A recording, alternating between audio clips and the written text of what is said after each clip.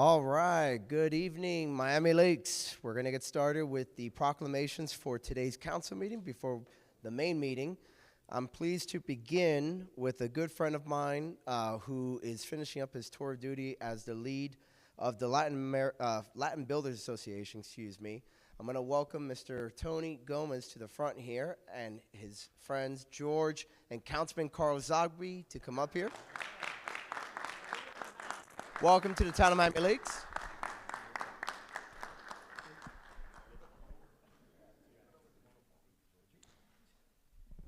And where'd Tony go? Okay, there he is. Excellent. So it's my pleasure to award this to Tony. Tony, obviously, as the president of the Latin Builders Association, represents countless Miami Lakes businesses that are in the construction and related industries, real estate, et cetera. And so at the request of a good friend of ours, I went ahead and prepared this. I want to read it.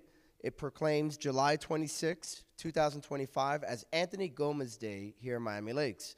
Whereas since 1992, Anthony Tony Gomez has been the co-founder and president of Unitech Builders Corporation, an award-winning South Florida construction company recognized for their hard work across the hospitality industry, including restaurants, boutique hotels, and luxury condominiums and office build-outs. Whereas Tony Gomez has worked with the Miami-Dade County School Board since 1997, helping to populate and maintain over 300 schools across multiple municipalities. Whereas outside of work, Tony Gomez is a family man and proud father of 3 gifted daughters, with 2 having graduated with a doctorate in medicine. And whereas Anthony Tony R. Gomez, they love to to reemphasize, is a longtime member and the 25th president of the Latin Builders Association, the largest Hispanic construction association in the United States that brings together professionals and firms in the construction and real estate industry from across all South Florida, including Miami Lakes, to promote growth in the sector. Now, therefore, I, Joshua Dieguez, by virtue of the authority vested in me as the mayor of the town of Miami Lakes, and on behalf of the town council and 33,000 Miami Lakers, do hereby proclaim July 26, 2025 as Anthony Gomez Day. Congratulations.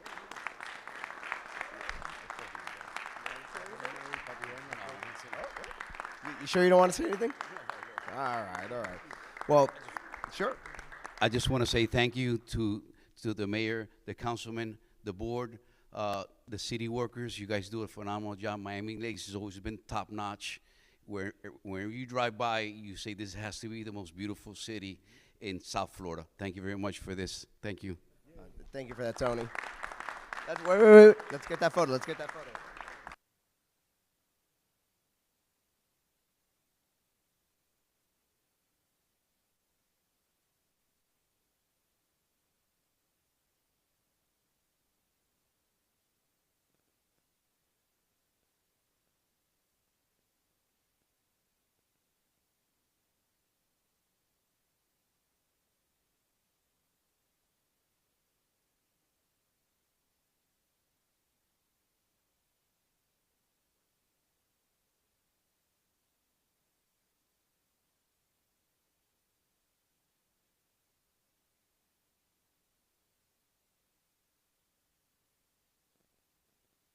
All right. Next up, we have a proclamation for our very own Parks Department, right? I'm going to ask them to come on up.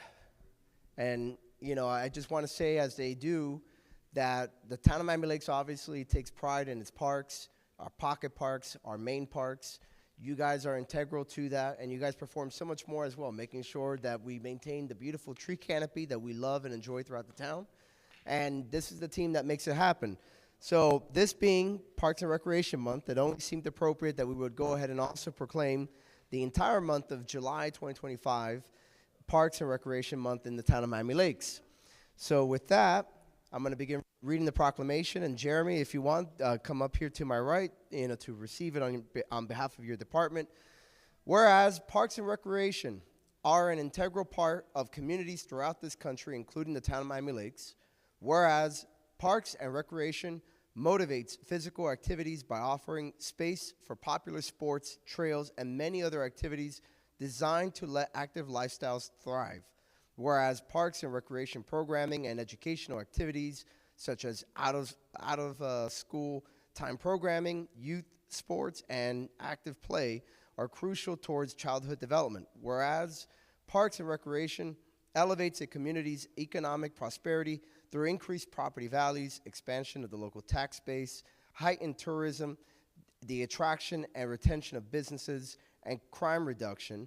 And whereas the town of Miami Lakes highlights the benefits derived from parks and recreation resources, now therefore I, Joshua Dieguez, by virtue of the authority vested in me as the mayor of the town of Miami Lakes, and on behalf of the town council and 33,000 Miami Lakers, do hereby proclaim July 2025 as Parks and Recreation Month. Congratulations, Director Batchwan.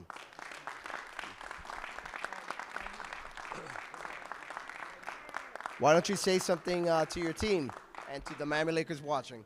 No, definitely. Thank you, Mayor and Council. And as we highlight this month and the impact of Parks and Recreation on the community, right, it's not just around the nation, the impact, but it's the impact that this team here has on our community. So with that, I want to quickly just introduce and thank my team that's here with us. I have Aaron, who is our Arbor Coordinator. I have JP, who is our Special Projects Manager. I have Juan Escobar, who is our do-everything guy. Doesn't matter what it is, he'll get it done. I have Dr. Jose Orellana, who is our Green Space Superintendent. So if it's green and it grows, this man makes sure it stays looking beautiful. Andres Pinedo, who is our Sports and Athletics Manager. I have Ernie Soto, who is our Senior Program Specialist. Make sure I didn't miss anyone else out. But on top of that, I just want to, and our Town Manager, I have to make sure I also call out the Town Manager and our Deputy Town Manager, Dr. Tony Lopez, who was one of the integral people in our Parks and Recreation here in Miami Lakes and making sure that we started off right. And our job is really just to keep it growing beautifully. So with that, I want to say thanks to the team. Thank you again to the Mayor and Council for all the support. Our parks are important to us. That separates us from a lot of other communities, and our backing here is strong. So once again, thank you. Thank you. We'll get a quick photo, and for those in the those watching at home that want to wait for the main meeting, we got about 15 minutes, and we will start on time.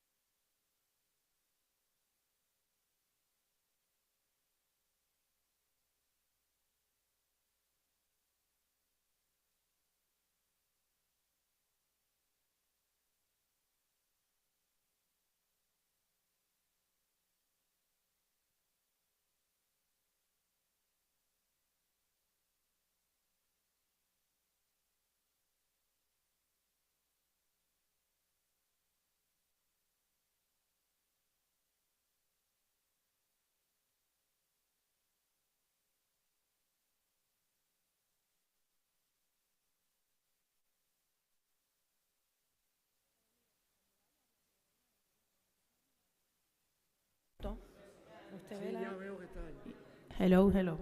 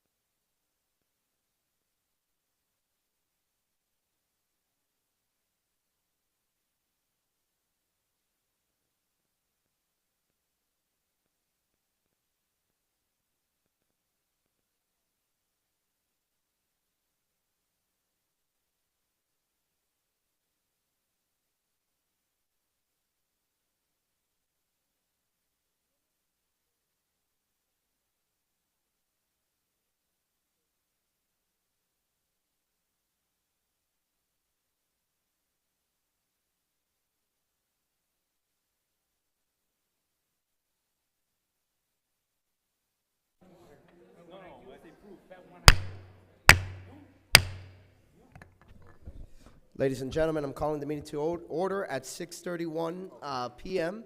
Madam Clerk, please call the roll. Councilmember Garcia. Present. Councilmember Fernandez. Present. Councilmember Hirschberg. Present. Councilmember Cuadra Garcia. Councilmember Sanchez. Present.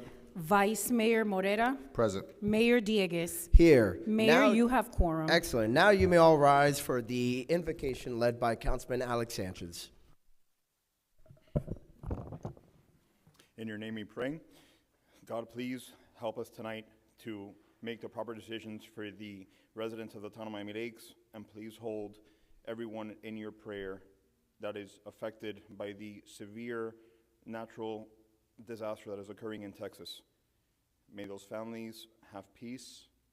May they have a solution, it's a difficult thing to think about when it comes to terms of children being affected in such a negative way because of a natural disaster. But please keep them in your thoughts and your prayers, and persevere with the best possible way for them to come out of this horrible solution. In your name we pray, amen. Please remain standing for the Pledge of Allegiance. Everyone please turn toward the flag. I pledge allegiance to the flag of the United States of America and to the republic for which it stands, one nation, under God, indivisible, with liberty and justice for all. Thank you. You may be seated. Council, we are now on the order of business. Are there any deferrals, additions, or deletions? Yes. Councilman Garcia, you're recognized for a motion. Thank you, Mayor. I want to make a motion to move the special presentations up, especially the presentations to the Walk to End Alzheimer's, and also the presentation from the Chief Operating Officer of the Greater Miami Expressway Agency to after public comments. So you want to move both of them till after public comments? Yes. And can't keep the same order? Or No, okay. reverse it. B can go first and A after. Okay, A is a so, longer presentation. excellent. Okay, so the motion, council, just to restate it, is to have 11B and 11A right after public comments, item 6. Again, taking up 11B first. Are there any other further changes to the agenda? Okay, is there a second? I'll second. I'll move the agenda or second. Okay, it has been moved and seconded. All those in favor say aye. Aye. All opposed, no. The ayes have it, the motion carries, and the agenda is amended as stated earlier. With that, Madam Clerk, we are now in public comments. Please read the rules into the record. Good evening and welcome to the regular council meeting. The public comments will be heard at the beginning of the meeting, and once all are heard, the public comment section of the agenda will be closed, and each speaker will be afforded 3 minutes. Please, always comments and questions should be directed to the mayor in a courteous tone, and to ensure the orderly conduct and efficiency of the meeting, public comments shall be limited to 3 minutes, and please, proper decorum is expected. I welcome everyone that is here in council chambers, and as well the attending public at home.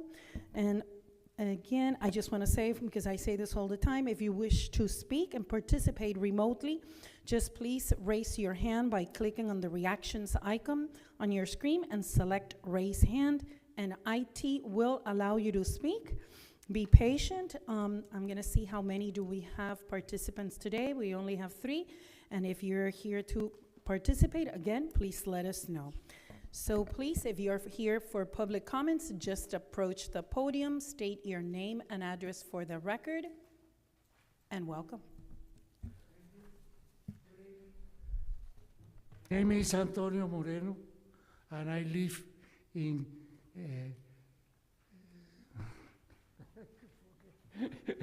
unbelievable. I need to call one moment. It's okay. 6875 Miami Lake Way South, Miami Lake, Florida, 33014. The reason that I come into here is because I give a letter to every member, to the mayor and every council member about what happened to me. In the time of the COVID, I have an old wood fence beside one of my house, and this is collapsed after a storm. It was on side, and I have replacement immediately to maintain the aesthetic of the neighborhood. And the reason, because I have 4 or 5 times they break in my home, and they still, remember I lived there for more than 36 years. And the thief here, remember the police department know about that. That is in record in the police department, what happened in my home, for 36 years. And that is the reason immediately I put there. I have my girls, my daughter, and my granddaughter there sometime. And you know how is the people, the bad people here, and I don't want it to happen nothing. okay? This fence is a metal, get for the stronger than the wood, and it was placed exactly where neighbor color to create a uniform look with the neighbor. The man who installed it never mentioned permit and be in same position and look, the same position look and put in the same hole and the same place and the same height, and nothing is a structural change. I didn't think of it. I suggest that all the members, the mayor and all the members of the council go and visit you don't need to go inside because it's outside of my home. It's near here, it's around a block to here. The other here, it's easy to go there. I like to have a friend, and I did it immediately because years ago we wrote that once I'm going for, I am 80 years old, 80 years and a half old. I consent for myself and my wife and my children. That's 3 minutes. Mayor, point of personal privilege. You're recognized, Mr. Vice Mayor. Mr. Moreno, I just went and spoke with our director of our building and code Yes, compliance. He did inform me he's already waived your double permit fee, as well as the requirement for a boundary survey. So if you'd like, go and speak with Mr. Angel and see if there's anything else that needs to get worked out. But definitely the town is willing to work with you. With the big beard. Hi, how are you? But yeah, Okay. the town will definitely work with you. I talked to him, he said, I charge half, not to 250. I believe it's too much because I retire, No, but don't worry, he's going to work with you. He's on gonna that. work with you. Yeah. He works Yeah. with me. Yeah. Okay, we go to some place? Are we finished now? Yep, You see how quick that was? nice and easy. Good luck. Thank you for coming. Thank you, Mr. Thank you. Thank you Moreno. for bringing it to our attention. Any other in chambers public comments? Anyone in chambers wishing to speak to the? Come on up, young lady.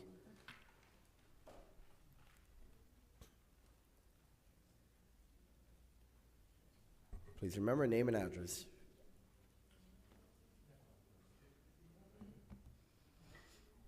Okay. Hello, good evening. Thank you for letting me talk to you. My name is Alexa Pla. I'm a resident here at Miami Lakes. I live on 7280 West Troon Circle in Loch Lomond. I'm currently a sophomore in high school. I'm a student at School of Advanced Studies on our North Campus. And I'm here because I have a deep care for civic engagement, and I want to learn about my local government. I've had the opportunity recently to attend meetings with the Youth Advocate Task Force and participate in a lot of their events. And I wish to soon be a part of that force. My experience there has played a large part of my recent infatuation with learning about events and policy that are intended towards my demographic. I came today to observe how the policy that affects me at the most direct level is discussed and created. So that's all. Thank you so much for listening. Perfect, short and sweet. Thank you. Next speaker, Mr. Carlos Andres, Chair of Public Safety.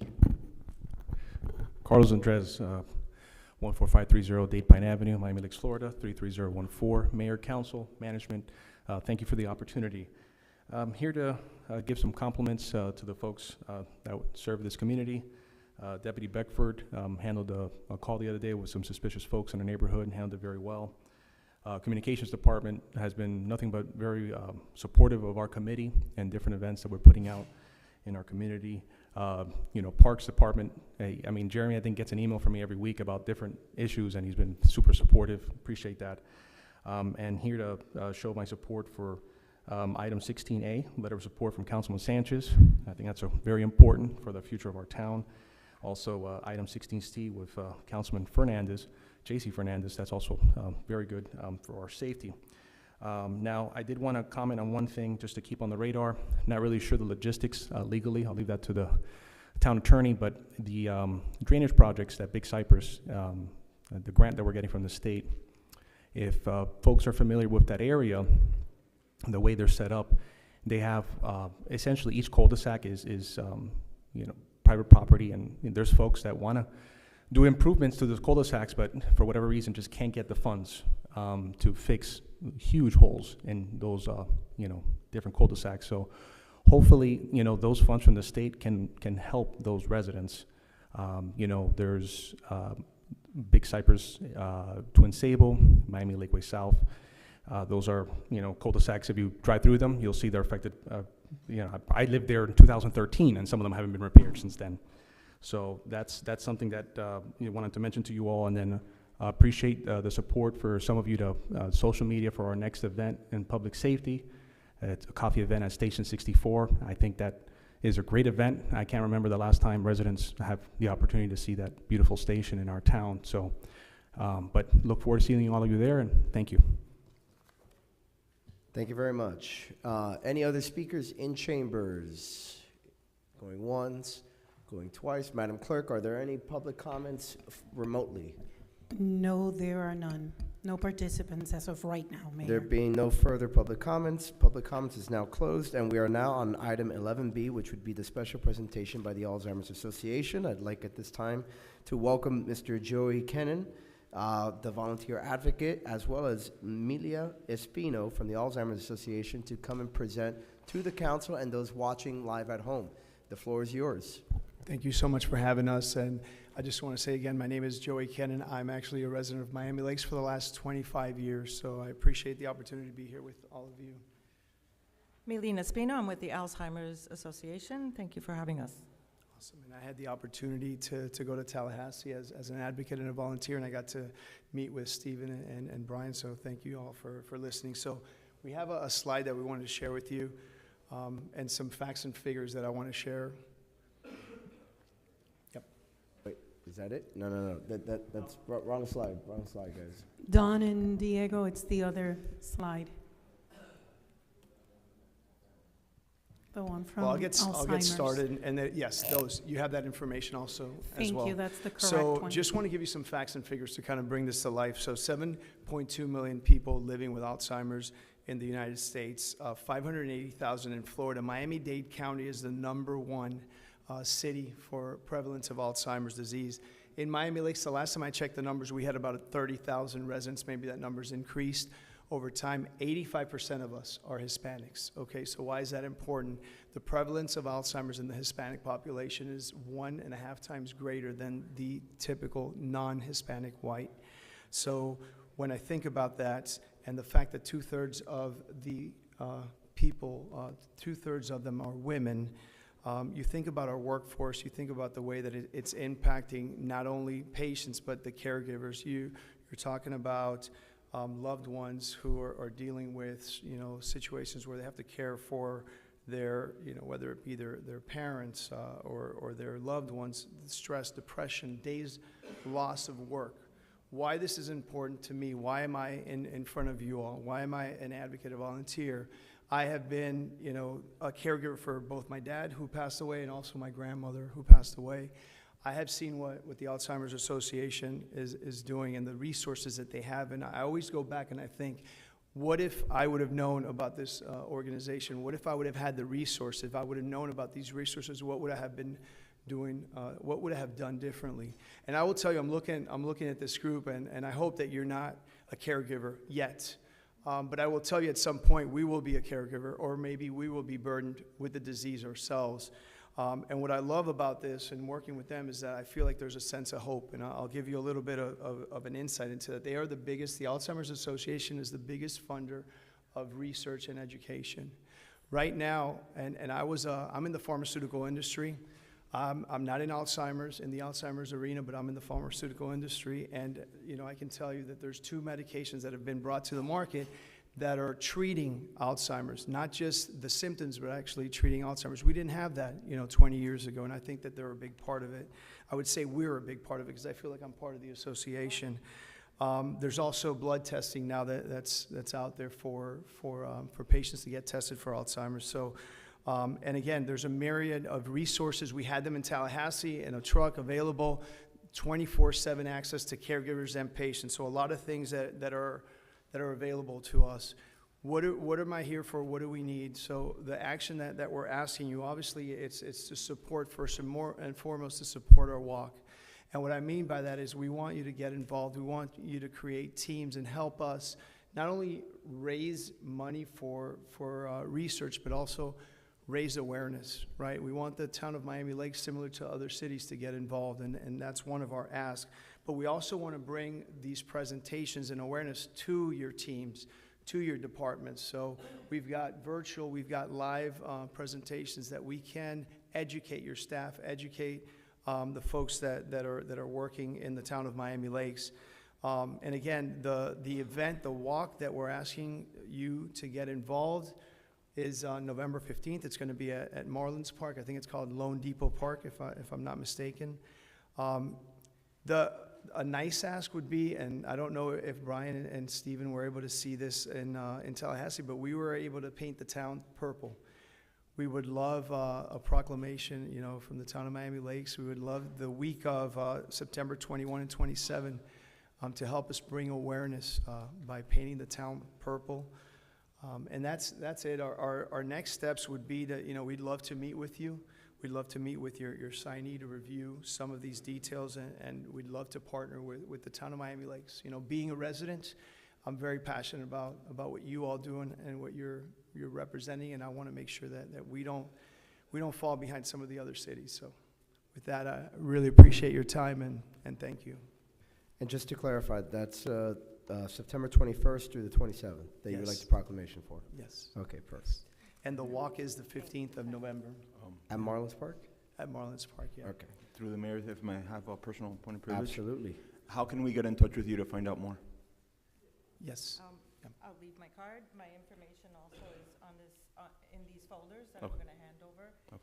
There's a folder for each one of you, and then I'll leave what's for the community on this day. Thank you. If you can- You're at the dais, I'm at the podium, okay. Yeah, no worries. If you can please leave it with the clerk, and she'll distribute it to every The only member. thing I would add to that, amazing job, by the way. Yeah. He did great. You would think he was working for us for years. Is that we have other municipalities on board already, the county's on board, Key Biscayne, several.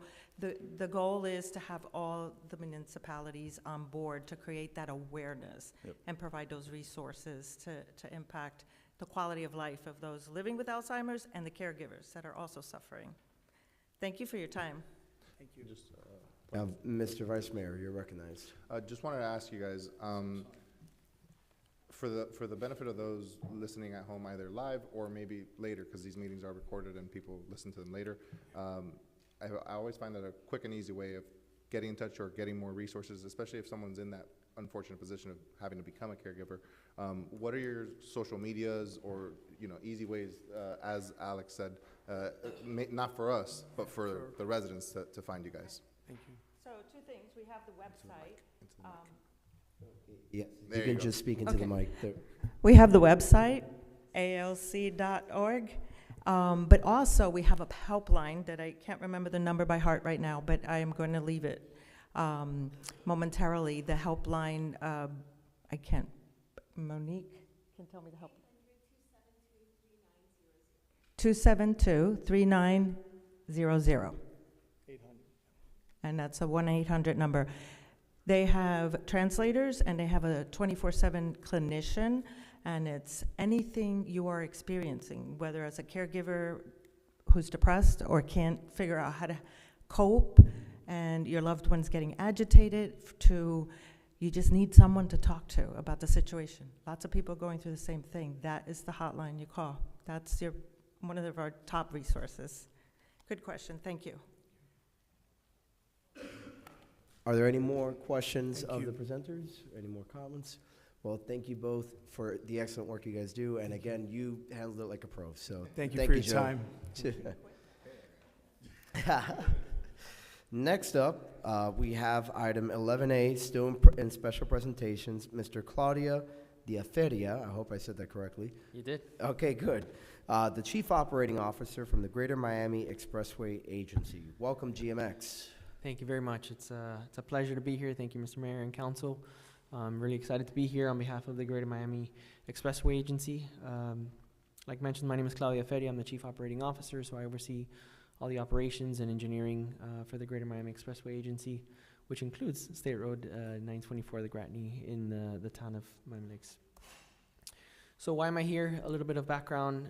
The GMX board developed a strategic master plan that identified core principles to improve transportation, including technology improvements, new approaches to mobility, and investing in key projects. And one which I'll be presenting today, which is what we call the 92408 project, which is a partial interchange at 67th Avenue.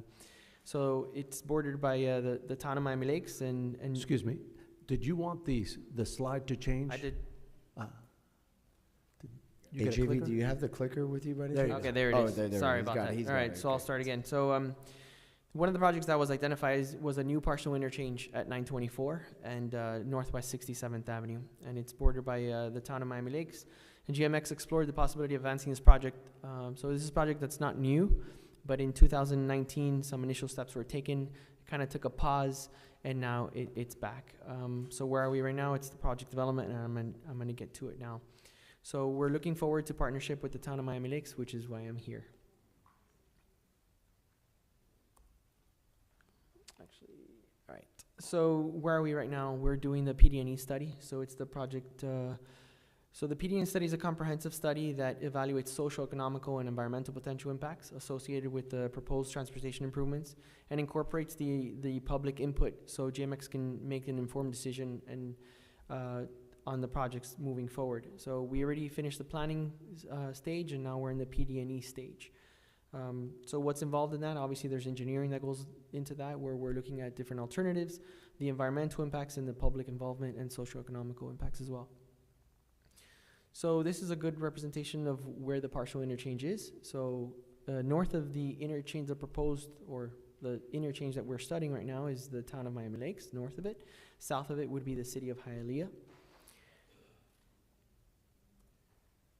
So what's the purpose and need of this project? Obviously I don't need to tell you all, but there's quite of a lack of adequate connection to the expressway system, which results in congestion to the local streets. So this project is more so not so much about alleviating traffic on the highway. It's more so of alleviating the network down below. We believe that this would be a very beneficial to the local community, both for Hialeah and the town of Miami Lakes. So this area has experienced steady growth in population and economic activity, and there's always increasing demand. So this project is not only studying the current demand, but also future demand of the entire area.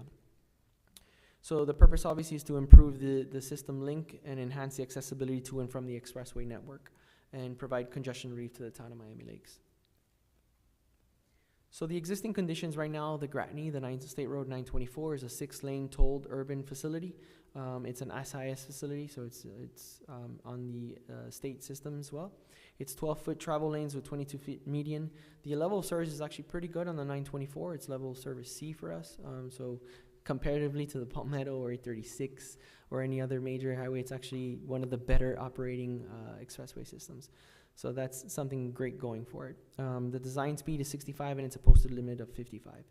And down below you have Northwest 67th Avenue, which is a 4-lane urban minor arterial roadway with existing 11-foot widths, raised median in some sections, sidewalks on both sides, and the design and posted speed limits the same at 40 miles an hour. So the AADT, what we refer to is the existing average annual daily traffic. If you look at the Gratney, it's roughly about 64,500 average annual daily traffic. And Northwest 67th is not that far behind with 28,500 from 76 to Miami Lakeway South, and then from Miami Lakeway South to Miami Lakes Drive, it's about 39,000. So it's very congested down below, and it's primarily, as you know, one of your primary accesses to the town of Miami Lakes. So when we're doing a PD&E, we always compare it to a no-build situation, right? So that will be evaluated and can be a potential. But so there's always the no-build alternative, which is to do really nothing. But the build alternatives that we are looking at is a westbound entrance ramp from 67th Avenue, an eastbound entrance ramp, and a westbound exit ramp. So it's all the full legs of an interchange with the exception of an off-ramp going eastbound. And there's some challenges that go with that. Obviously, there's a big water tower there for the city of Hialeah. That's quite a challenge. And also the roadway is just adjacent to the highway, so it would involve a lot of impacts to the local homes in that area. So it would modify both of the existing, well, actually, it would modify the existing signalized intersection on the south of State Road 924, and it would introduce a new signalized intersection on the north side, which you can see on the where the canal relocation is. The blue segment would be a potential canal relocation because it's required in order for us to provide the new movements. On the east side, it would allow for we would have to build a bridge, which is in pink there in the diagram, and we would have to span over the canal. And on the westbound on-ramp, the canal would be modified and would be pushed to the north, while the ramp would stay to the south. On the south side of the interchange, partial interchange, you're going to have a direct connect, and there we have space, so there would not require much modification to the existing geometry of the network there. So these are the primary movements that would be proposed and are being evaluated. So obviously, going north and south on Northwest 67th Avenue, we'd be able to access eastbound Gratney Parkway. You would be able to access westbound Gratney Parkway, and then vice versa. If you're coming south, you would be able to go west, and you would be able to get off to go north and south from westbound 924. So the benefits of the project obviously would be to provide additional links to the expressway system, which would alleviate the network down below.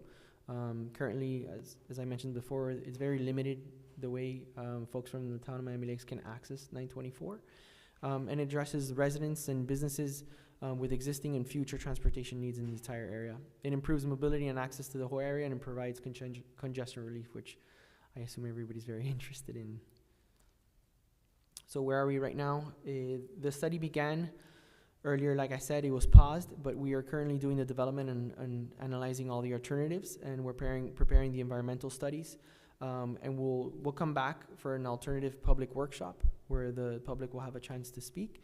And then we're gonna have a public hearing, and we would ultimately come back once the PD&E is concluded for potential resolution from your board in support, hopefully, of the project based on the results of the PD&E. Should the PD&E yield positive results and that we are recommending moving forward with a partial interchange, we would be moving forward quite quickly after that to put out a design build contract to actually go out into construction in roughly the end of 2026. So this is not a study that's going to drag on. We're trying to really move this along because we understand how critical it is specifically to both Hialeah and the town of Miami Lakes. And with that, I try to keep it short and simple, and I'm open to questions. I have a question for you. As part of the partial interchange, will there be some kind of sound wall built along there to help mitigate noise? So that's all part of the PD&E study that gets analyzed. So it's going to get considered, is what you're saying? I believe so, actually. I'm not sure. Yeah. So, yeah, go ahead. Hi, I'm Robert Carballo. I'm a consultant to GMX. And as part of any PD&E study, we do study noise impacts. Matter of fact, we had our noise consultant was out there recently just collecting samples. You know, we measure background noise, and then we measure as the new traffic comes in the future, what that noise will be. And then we determine basically the benefit of putting noise walls in. And then even when we identify the need for noise walls, we'll actually go to the community and get input from them, because sometimes some communities say they don't want the noise walls. So there's a process we follow. It's a federal process, and the state kind of follows, you know, to make sure that the right decisions are made. And that's done with all the different studies that we do. We're following state law. We're following, you know, federal law when applicable, and we're making sure that any money that's committed to a project, we've done all the analysis properly to make sure we inform the process. Perfect. So in essence, though, we have to wait until the PD&E is done, and then also have that public input process before we know for sure whether or not that'll be raised. As part of the process, when we go to public hearing, we'll actually have our preliminary noise studies done. Okay. And so we'll be able to identify, you know, what is potential. Thank you. Well, before I turn it over to my colleagues, I want to go ahead and thank both of you, your organization, for the work you guys do, and I want to thank the board. Of course, we have one of our own on that board over there, Mr. Peterman. This is a very important project to the town. I certainly, when the time comes, and depending on what the PD&E says, will be supportive of a resolution in support of this project. It's been stalled already since at least 2015. You know, so I'm glad to see that it's moving forward again and that we're, you know, once again moving forward. So with that, Mr. Vice Mayor, and then I saw Councilman Sanchez also with the hand raised. Thank you, Mr. Mayor. Do we have a date yet for the public hearing? Yeah, it's here. It's gonna be in the, It's it's kind of winter, the end of the winter of 26. Winter 26. Yeah, I mean, just let's. It'd be great if you guys could liaison with our staff and get that put on our calendars. Absolutely. As leaders in our community, I think that our input at a hearing of that nature would carry some weight and be very beneficial. Aside from that, I was actually going to bring up the noise wall as well. If you happen to need a backyard to put some equipment, I volunteer mine as tribute because I'm not even directly abutting it, and I can hear not even loud cars, normal cars, like if they were right there. So definitely, you know, would love the consideration of the noise barrier.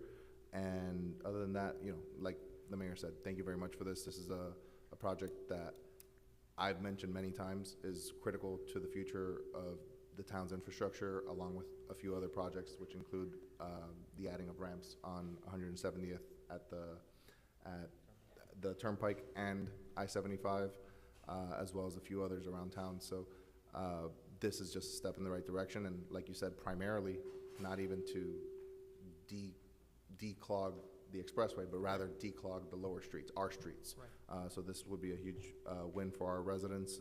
So thank you very much. Like he said, I'll also be supporting this.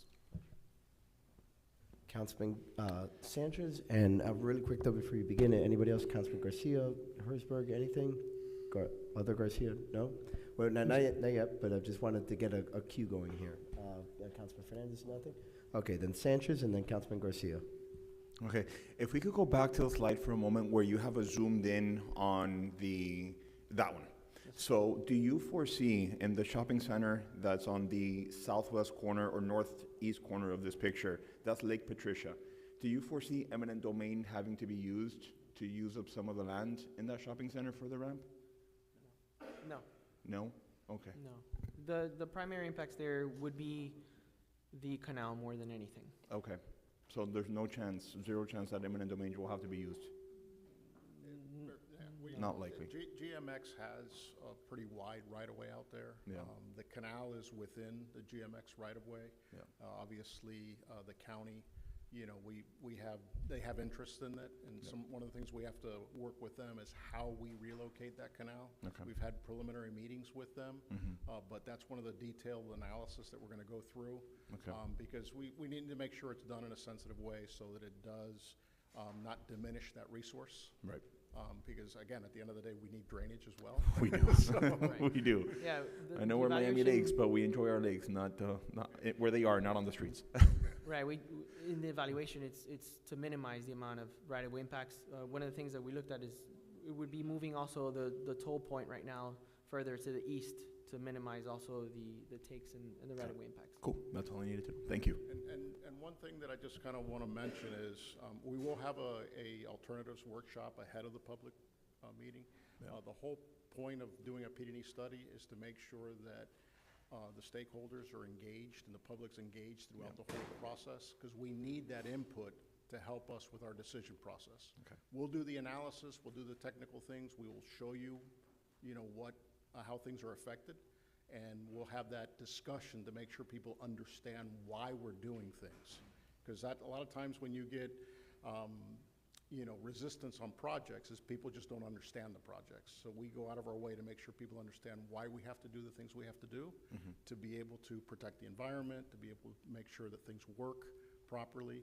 This project, like we were mentioning, it's helped to redistribute traffic a little bit so that overall the network works better. Okay. Thank you, gentlemen. Mr. Mayor, if I can very quickly, just ask if you could send the presentation to the town clerk so that she could email it to us, because some of the stuff was just a little too small to read from here. It'd be great to be able to review that. Thank you. Okay, please send it to us. Thank you. Okay. Councilman Ray Garcia. Thank you, Mr. Mayor. Claudio, Robert, thank you so much. I appreciate all the work you do. Absolutely, we got to distribute this traffic. I think if we give more choices, you're going to see our roads be a lot happier and people be able to get to the actual expressways quicker. A couple of questions that I have. This is the entrance of our town and basically entrance of our town. So we'd love to be involved in the process. Along with the neighbors, there's about 40 or 50 homes in that area where right now there is no wall, but they're maybe 100 yards from the current Gratney, maybe a little bit more. So their input has to be from the beginning and not an afterthought, right? Sure. And we got to do everything we can to coordinate with your communications department and ours to make sure that even if we have to go to their neighborhoods and have a hearing there or a meeting there, that they're all involved. As far as the noise walls, absolutely. But if we can do something perhaps that will, maybe aesthetically, we can work with the town, because it is an entrance to our town, a major entrance to our town, so we can work with that and as far as landscaping. A couple other questions I have as far as environment. Mature trees. How many mature trees do you feel are going to be have to be removed from the Miami Lakeside of the I think that's premature right now, premature right because until the alternative gets selected and we know the impacts, Okay. It would be hard to actually say. like to see, what the environmental impact is that, and if they're mature trees, maybe we can, relocate them. Yes. After a certain size, you can't, but in the sweet spot, you can. Also species. Into species, if they're what we're looking for, and they're, the trees that we're looking for. And as far as canal, again, you're gonna try to mitigate everything you can from, just the look of that for the neighbors as well. I mean, I don't wanna make it look like, right now there's a lot of, greenery on the sides, especially behind the homes. Right. A lot of ficus trees and just how's it gonna look and things like that, is important. But again, this is gonna be a great, addition to the town, and it's gonna help a lot of our residents with the traffic, so thank you so much. Great. All right, I believe that was it. With that, thank you, gentlemen, for your time, and again, thank you for everything you guys do. So, thanks for Thank you your very much. presentation. There are no matters under consideration on item 7, appointments, so we're skipping on to 8A, the monthly police report, Major Gonzalez. I guess they're gonna go fetch him. Well, temporarily, we'll pass him up. 8B, Public Works Monthly Infrastructure Report by Mr. Omar Santos. And the Vice Mayor is very adamant that you address the AC here in chambers. I'll start with that. Good evening. I'm just happy I get to be before police. So the AC is working. We've allegedly, as I like to say all the time. What we've been identified is that there seems to be some issues with the balancing of this one unit, and we're already in communications with vendors to get that taken care of. It's just we need a little bit more time. It's not so easy in this big units. It's just switching a switch. So with that, I'll begin the highlighting the regular report. Yeah, yes. yeah. So one of the projects I want to highlight is our Northwest 59th Avenue project, extension roadway. So we're finalizing access for a geotechnical consultant. Well, once we have that, we'll have the new numbers for our designer to continue with the design process.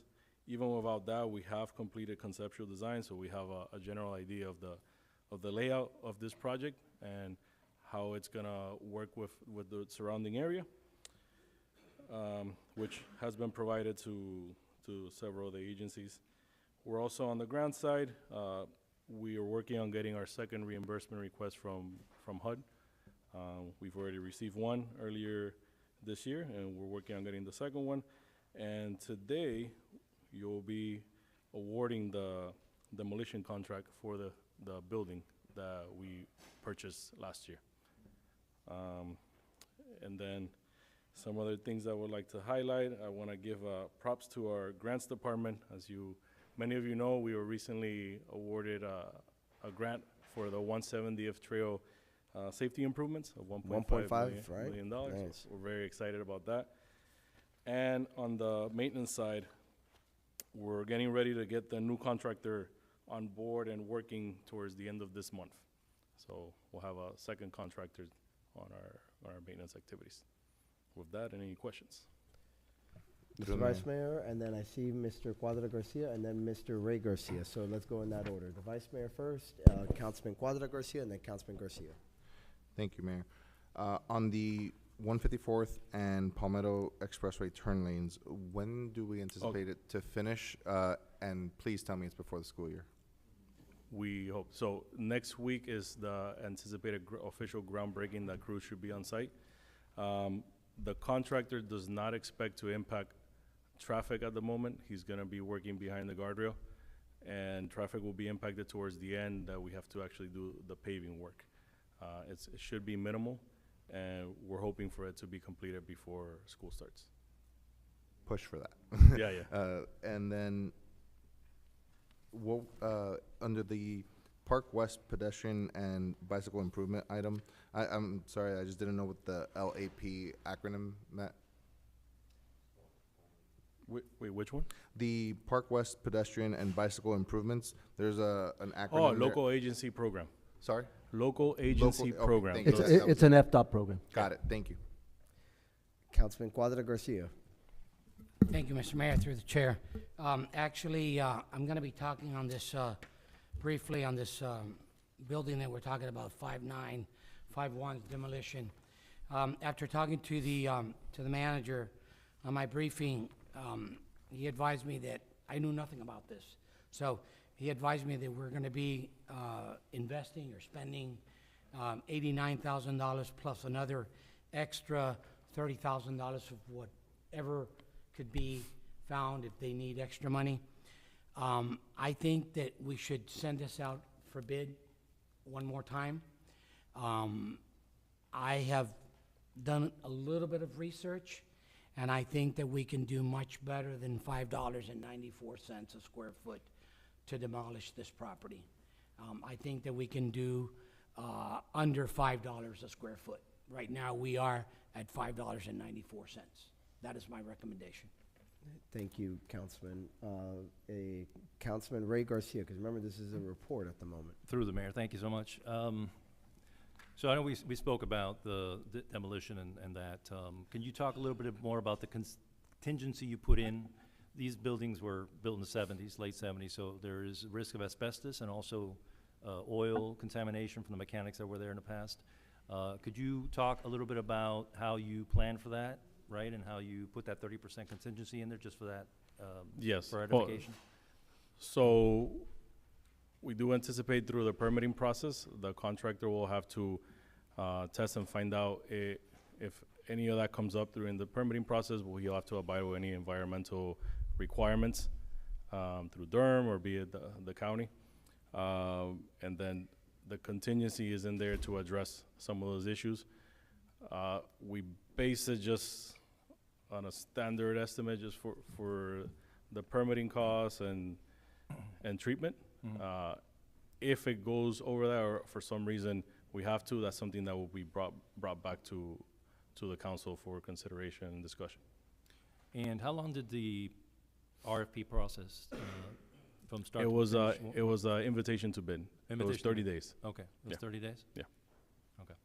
And considering what the market is charging, what are your I mean, you're recommending, did you do any outside, see what the market is charging per square feet and things like that? As far Well, as demolition? We put it out to bid. This was the lowest, and from all of them, I think a few were about 30 to 40,000 over, a few much more. So if you look at the spread, I don't know if you have in front of you the memo. Mm-hmm. Yeah.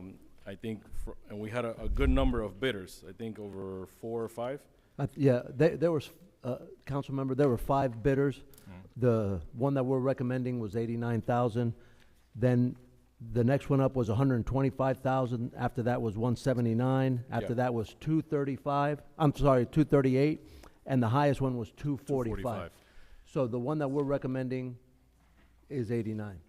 Okay. Lo barato sale caro sometimes, right? So, question, what was it, what experience does the low bidder have compared to the other bidders? when it comes to demolition? And have they had any issues in the past with not following Durham and not following health requirements, or any dings on their record? So that's part of the procurement's due diligence. They're required to submit references, which they were all checked, and they checked out. Okay. They have experience in the size of building, Mhm. and just overall, based on the submittals and the checks that procurement did, that it's a company that can perform this type of work. Okay. Yeah, council member, they've done work for the city of Tamarack of demolition. They've done work for Wawa gas station, a senior living facility, Aldi storefront. So they have experience doing significant size demolitions.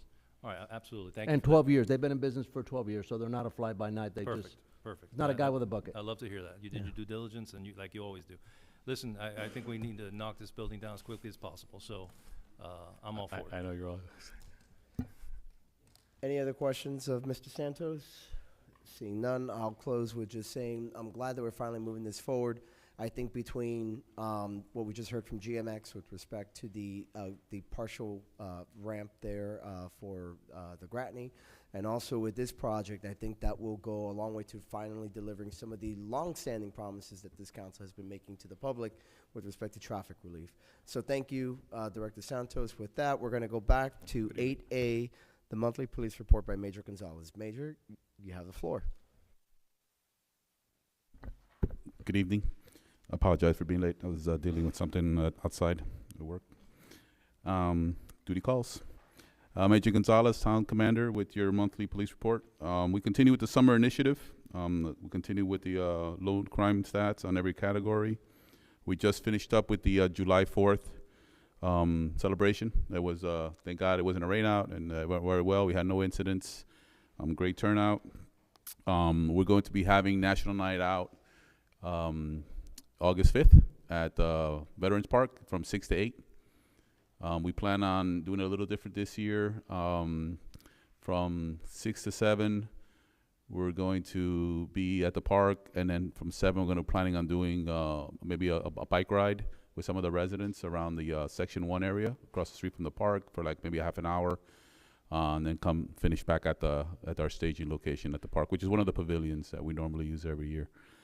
So we're going to decide. We haven't finalized the plans, but we plan on trying to throw in a little bit of a different, more interactive community partial bike ride. Whoever turns out will so we're going to advertise that and work on advertising that with the town. Sorry? The 5th. Tuesday, August 5th at the Veterans Park.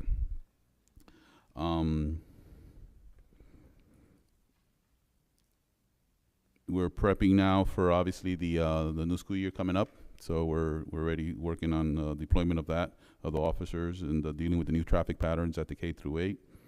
And when our traffic initiative continues, we had 436 contracts, 244 written citations, 192 verbal warnings, and 17 parking citations. And with that, I'll leave it for questions. Any questions or comments for Major Gonzalez? Councilmember Herzberg, followed by Councilmember Garcia. Any of you guys? No, just continue. Thank you for your work. I think we've seen improvements, and every time I ask your officer something or want something personally, help or on something, they've always been great. So just keep doing what you're doing. The numbers are not lying here. Awesome. Thank you. Thank you. Yeah, Councilmember Garcia. Thank you. Yeah, the 4th of July event, without a hitch, amazing.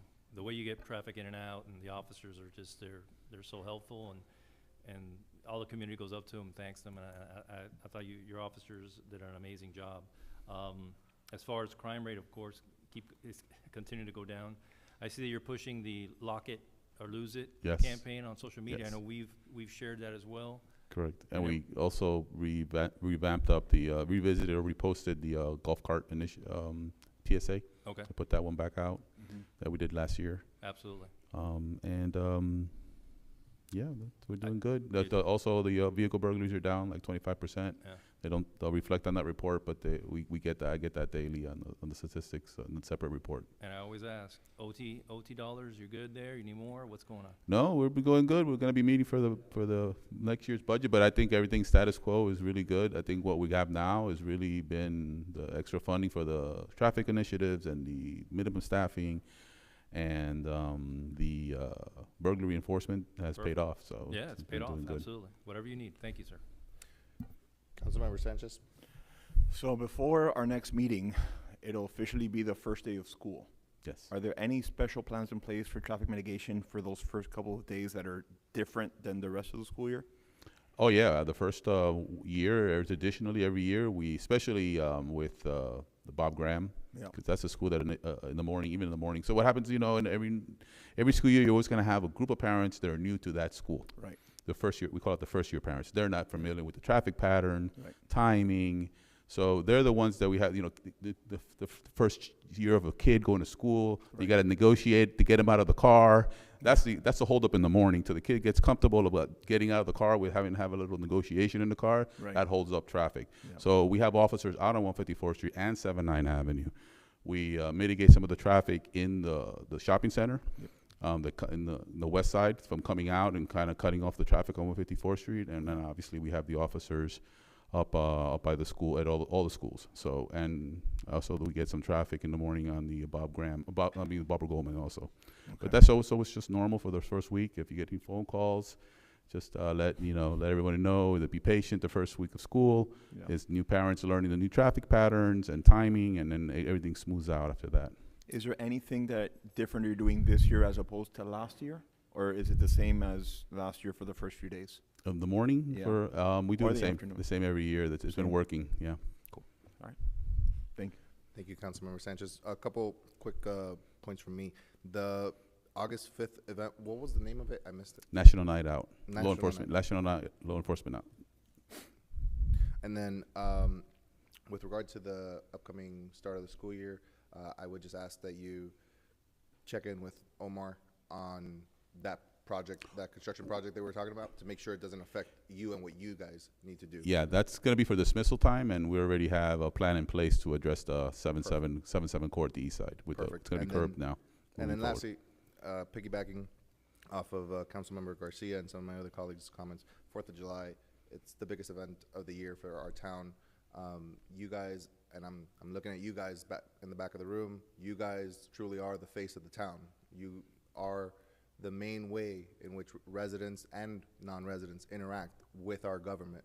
And I'm very proud to say that you guys put a very positive face to our town. So thank you for that. We truly did feel safe and well represented, so thank you very much. Yeah, you guys do a great job every day, so we appreciate them. Thank you, Major. Yes, sir. Thank you. All right, we're on to 8C, which was the time capsule.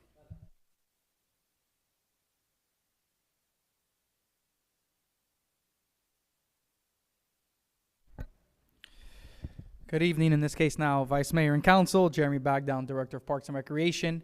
The item before you is just a report that we're closing out. We've had this item on our to-do list since August of 24th, and you're welcome. Essentially, the item was targeted at us looking at the closing of the 2030 or the opening of the 2030 time capsule that we have at Royal Oaks and starting to plan for that already in the future. We were tasked, Vice Mayor, I believe you also had some comments on this item, relating to it being youth-focused on our next time capsule and what we want to put in 2030. We've already been working with the Youth Activities Task Force. They actually have a great plan in what they're looking at doing down the road. However, as we took a look at the minutes, we wanted to make sure and confirm, but this item will not take place and action won't happen until 2030. It is meant to be tied with the opening of the Royal Oaks time capsule. So I just wanted to make sure that we bring that up to speed, let you guys know that while the item was sitting on our to-do list, essentially it will be actionable in fiscal year 29-30. With that, like I mentioned, the Youth Activities Task Force has found a nice modular option in which sponsorships and donations can happen so individuals can be part of this time capsule. And if there's any other items, I just wanted to make sure that I updated you all on the item and kind of close it out for now as it's been on our recurring to-do list. Comments, questions, concerns Councilman Cuadra Garcia. Thank you, Mr. Vice Mayor. Jeremy, good afternoon, sir. Can you tell me a little about this capsule and what is this? Is this Yeah. How deep is it, and are we preview to knowing what's in it? Wait, before you say that, are you going to dig it up? I'm sorry, I had to. So essentially, the purpose of the time capsule is a way that we can store things from this day and age that we were not going to look at for 10, 20, 30 years. Okay. Essentially, what we did and we have done is we've already placed a few of these in the town's history. Our latest one will be opened in 2030. Okay. The point is to it can be newspaper clippings, it can be family pictures from their first time at a park, it can be different items that we place in there to kind of remember the history of the actual, of the time that we placed all these items. Okay. So in this case, what happened was we were tasked with looking at when we open the one in 2030, how are we already going to be planning and what are we going to do for planting a new time capsule? Fine, I got that. But how deep is it, and when you expect to open it in 2030, do you expect it to be wet, dry? I mean, tell me a little bit about it. I mean, Yeah. So that's actually one of the things that the Youth Activities Task Force looked at, and they're actually working with a company. What we want to do is work with a company that it's a almost marine grade case that can be placed in the ground. It'll last the duration of time. It is placed well down low. Depends on the size of that we want to place of the actual capsule. It can be as small as sometimes small tube that can be placed 2 to 4 feet down. If it's a larger, now we're talking modular, that's something that's going to be a little more cumbersome. We're going to have to dig that a little further and open up a bigger hole. Thank you. Chair, Any other comments? Councilmember Garcia. would you be open to allowing me to put all my kids' cell phones in there? So we can have dinner with them actually having a conversation? Can I do We that? can make sure that it allows no reception, so Okay. they cannot even But ring. don't tell them, they'll dig it up. All right, thanks. Any other comments? I'll just get my comments. And again, this is, my comments are just that. At the end of the day, it's not that big of a deal. I do think it would be nice. I understand that the original time capsule is due in 2030, so we're looking at creating the new one in 2030. I just do think it would be a nice thing to do it in 2025 with our 25th anniversary as part of, you know, those celebrations, and then that then reschedules us to be at 25, 50, 75, and so on. If it doesn't happen, it's truly not a big deal. But I just wanted to put that out there. It's something to consider. Other than that, any other comments, questions? Councilmember Herzberg? I agree with you, Vice Mayor, but I guess my question is, if the plan is 2030, nothing's going to be planned for some time then, right? We're not going to talk about this for 5 years. Correct. I just want to make sure that's the plan. And if it's 2030, we'll talk about it in 2029. Correct. Okay. Perfect. Sounds good. Alrighty. Seeing no further comments, thank you. Moving on to the attorney's report. Okay, it's short.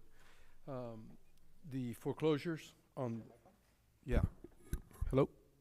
Yeah. The foreclosure reports, we literally, and this is in real time, literally, I've gotten a printout from the fund. I think they're gonna work it so that we don't have to put up, you know, $175 times however many of these foreclosures we're gonna have to do.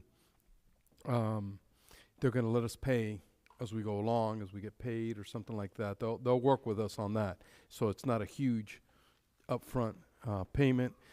If we do, for most of the cases, I'm hoping it will work out that as we resolve them, we'll get our costs back.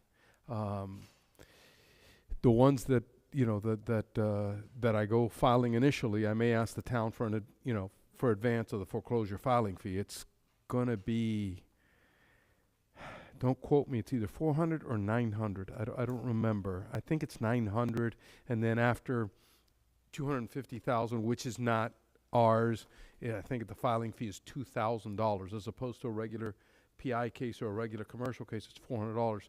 Foreclosures are more. You'll see some feedback from me through the town manager to you guys. The other thing is, and I'm talking to some of you guys offline on the blasting. We're moving. We're doing things behind the scenes, but I'd really prefer not to discuss it up here. Okay. All right. And that's about all I have. Any comments or questions? Councilmember Herzberg, you're recognized. Thank you, Vice Mayor. The foreclosures, have any demand letters gone out? Because remember, I do want to, again, when I Right. set it up there, I trust your guys' work, but I want No. to see, before we file anything that was discussed, not to micromanage everyone going forward, No. but this first Yeah. time, if we actually do move forward, since we've never done that before, see which ones would be filed first. Have demand letters gone out yet or not yet? No, Okay. not that I know. Not from us. Well, No. isn't the plan for demands with a proposed complaint to show that it's being We very have serious? sent, I don't know if you want to call them demand letters, we have sent letters to them saying that we were taking this step but it was at the administrative level, not at the, quote unquote, a legal letter. It was from our staff saying, this is coming, this is what we're doing, you have this opportunity. So they have been warned, and I guess Danny's not in the room, but we have sent at least one, if not maybe two. And when you're sending that, you're making sure, of course, the address Service is based and everything off else property with appraiser and all that yes. stuff. Okay, all right. I just wanted when if we have to file any, be the first time we ever do it. So like we agreed last time that it comes before us before that first case or cases gets filed. Yeah, I mean, definitely. Any other, Councilman Cuadra Garcia? Mr. Vice Mayor, thank you.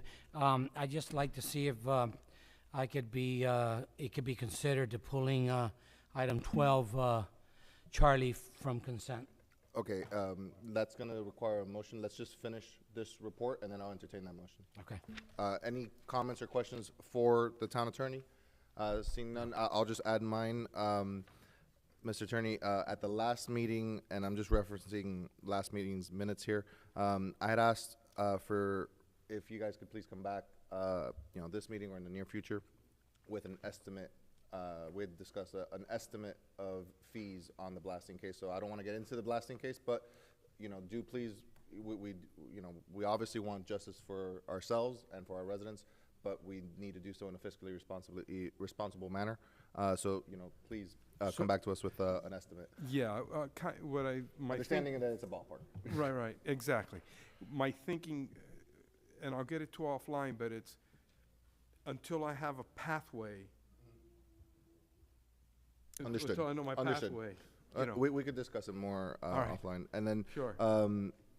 If it sounds like I'm being evasive, I am. Yeah, I could tell. Been there. Yeah. Lastly, during the last meeting, also it was discussed. One of our residents, Mr. Abel Fernandez, he had mentioned something in public comment that piqued my interest of maybe creating some sort of sub-millage within our existing millage, so that residents can more accurately see how much of their taxes is going to this. I just don't know if that's legal or not, and so it was just a question posed to you guys, if you wanted to get back to us.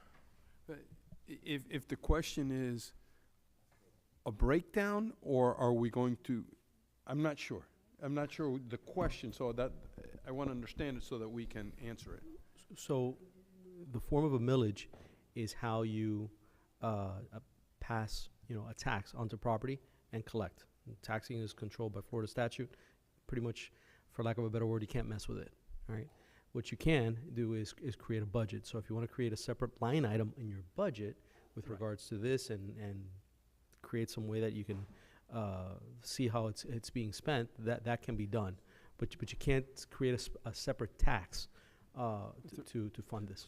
So just to clarify then, internally, we can create documents or something like that to kind of show our residents how much of the millage goes to that. But externally, as far as the property appraiser site, the trim notice, that we cannot. No. Okay, that answers my question. Thank you. Through the chair. Councilman Garcia. So as far as like CRAs create TIFs, can we create a TIF, something in that is for these expenses? Because it's basically the entire town that's going to benefit. Yeah. Is that even a possibility? So maybe future, future tax revenue, So 20% of TIF that? is a tax increment funding source, Yeah. all right? It is done for areas that are depressed. So if you have an area in the town that is suffering from blight. Yeah, CRAs, yeah, absolutely. Right. No, I get it. Then you can create a TIF, and then you would be getting paid back, or But does it's the basically a statute- loan. Does the Florida statute, I know it was in the late 60s and amended again, but is that statute verbiage open to damage caused by, or anything, because damages, infrastructure damages caused maybe that by natural disaster or the blasting that could open us up? That language doesn't open, it has to be a CRA, Not it for has to that. be selected area, Yes. like a downtown area? Yes. Okay. Issues of taxing I are tried. something that is issues of taxing are something that are statutorily created. Basically, they're not within our home rule power to be able to create additional taxes. You can create additional certain types of fees. You can create special assessments for certain things, but something of this nature, you wouldn't be able to. Okay. Thank you, Vice Mayor. Any other questions on this particular item? Anything further, Mr. Attorney? All right, we're done with the attorney's report. Councilman Cuadra Garcia, I'm told that you had a motion. Mr. Mayor, I'm requesting that we pull from consent item 12, Charlie, for discussion, please. Before, remember that to do that, you have to reopen the order of business first. Making a motion to reorder, please. I'll second. Okay, there's a motion to reopen the agenda. It's been moved, it's been seconded. All those in favor say aye. Aye. Aye. All opposed, no. The ayes have it, the motion carries. We're now on the order of business. Councilman Cuadra Garcia, you wanted to pull 12C from consent. Is that accurate? That is accurate, sir. All right, so I heard you correctly. Any other changes to the agenda? I'll move the amended agenda. Okay, it's been moved and seconded. All those in favor say aye. Aye. Aye. All opposed, no. The ayes have it. And the item 12C has been pulled from consent, but we're not there yet. So we are now on item 10A, committee report of the Special Needs Advisory Board.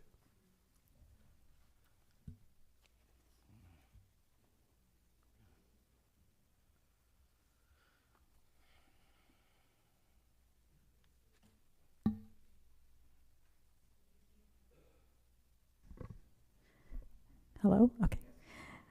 Good evening, Mayor, Town Council members. My name is Vivian. I'm the chair of the Special Needs Advisory Board. This is Kimberly. She's our secretary. First, I wanted to thank my fellow members of the board for all their support. I also want to go on the record and say thank you to Isabella, our liaison. She's amazing. She's been very supportive all year. And also Officer Amador with all his help with the Special Needs Safety Program. I believe you all have our report with the agenda, so I'm not gonna read the whole thing, but I do want to highlight a couple of the last events that we had, including the animation class. We had our third semester this year. It was a full class. I want to thank Councilman Sanchez and Mayor Dieguez for coming to visit the class. The students are so inspiring. Councilman Hertzberg came to the graduation as well, so I wanted to thank him for that. They showed their animation shorts. It was held right here. They all received a diploma. They were so proud of themselves. They did amazing work. Something else that I'm very proud of with this program is that we're funding the assistants for the class. So these are students who are preparing to become teachers. So our funds go to pay for them. They get a salary. So we're job creators. So I'm very proud of that as well. It was a very successful semester. We're gonna be having another semester in the fall. Once we have more information, we will let you know.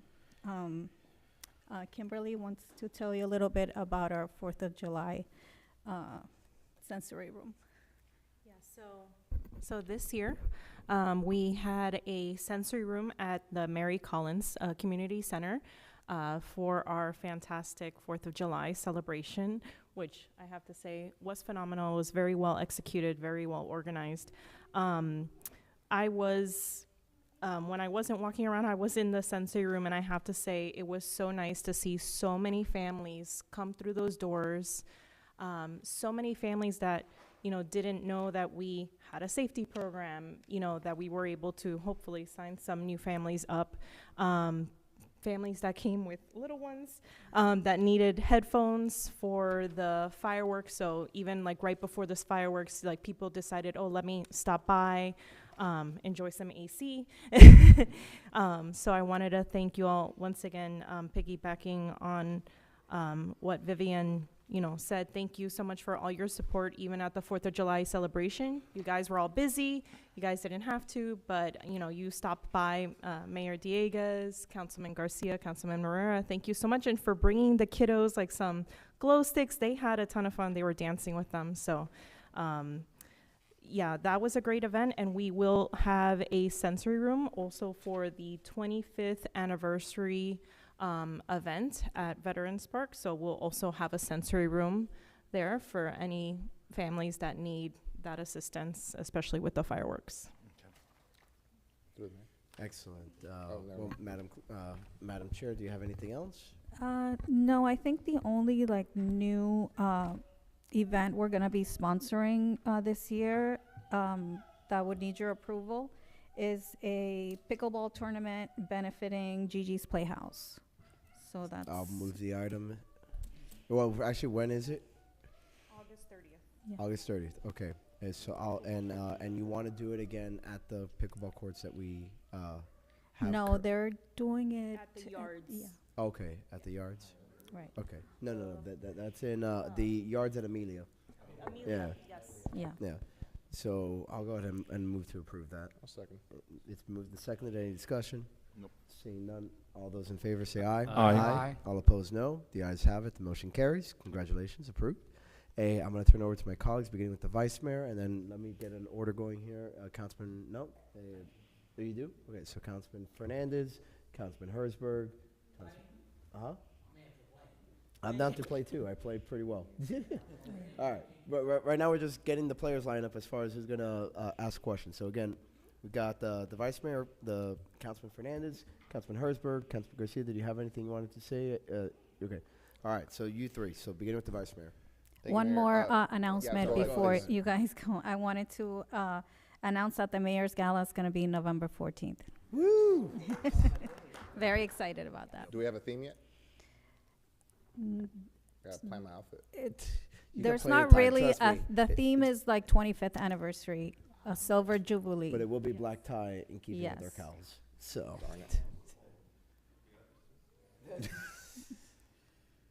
Okay, so. As Michael Scott would say, stay classy. Thank you. Thank you. We're Classy gonna with keep the it K. classy. Classy with the K. Seriously. Yeah.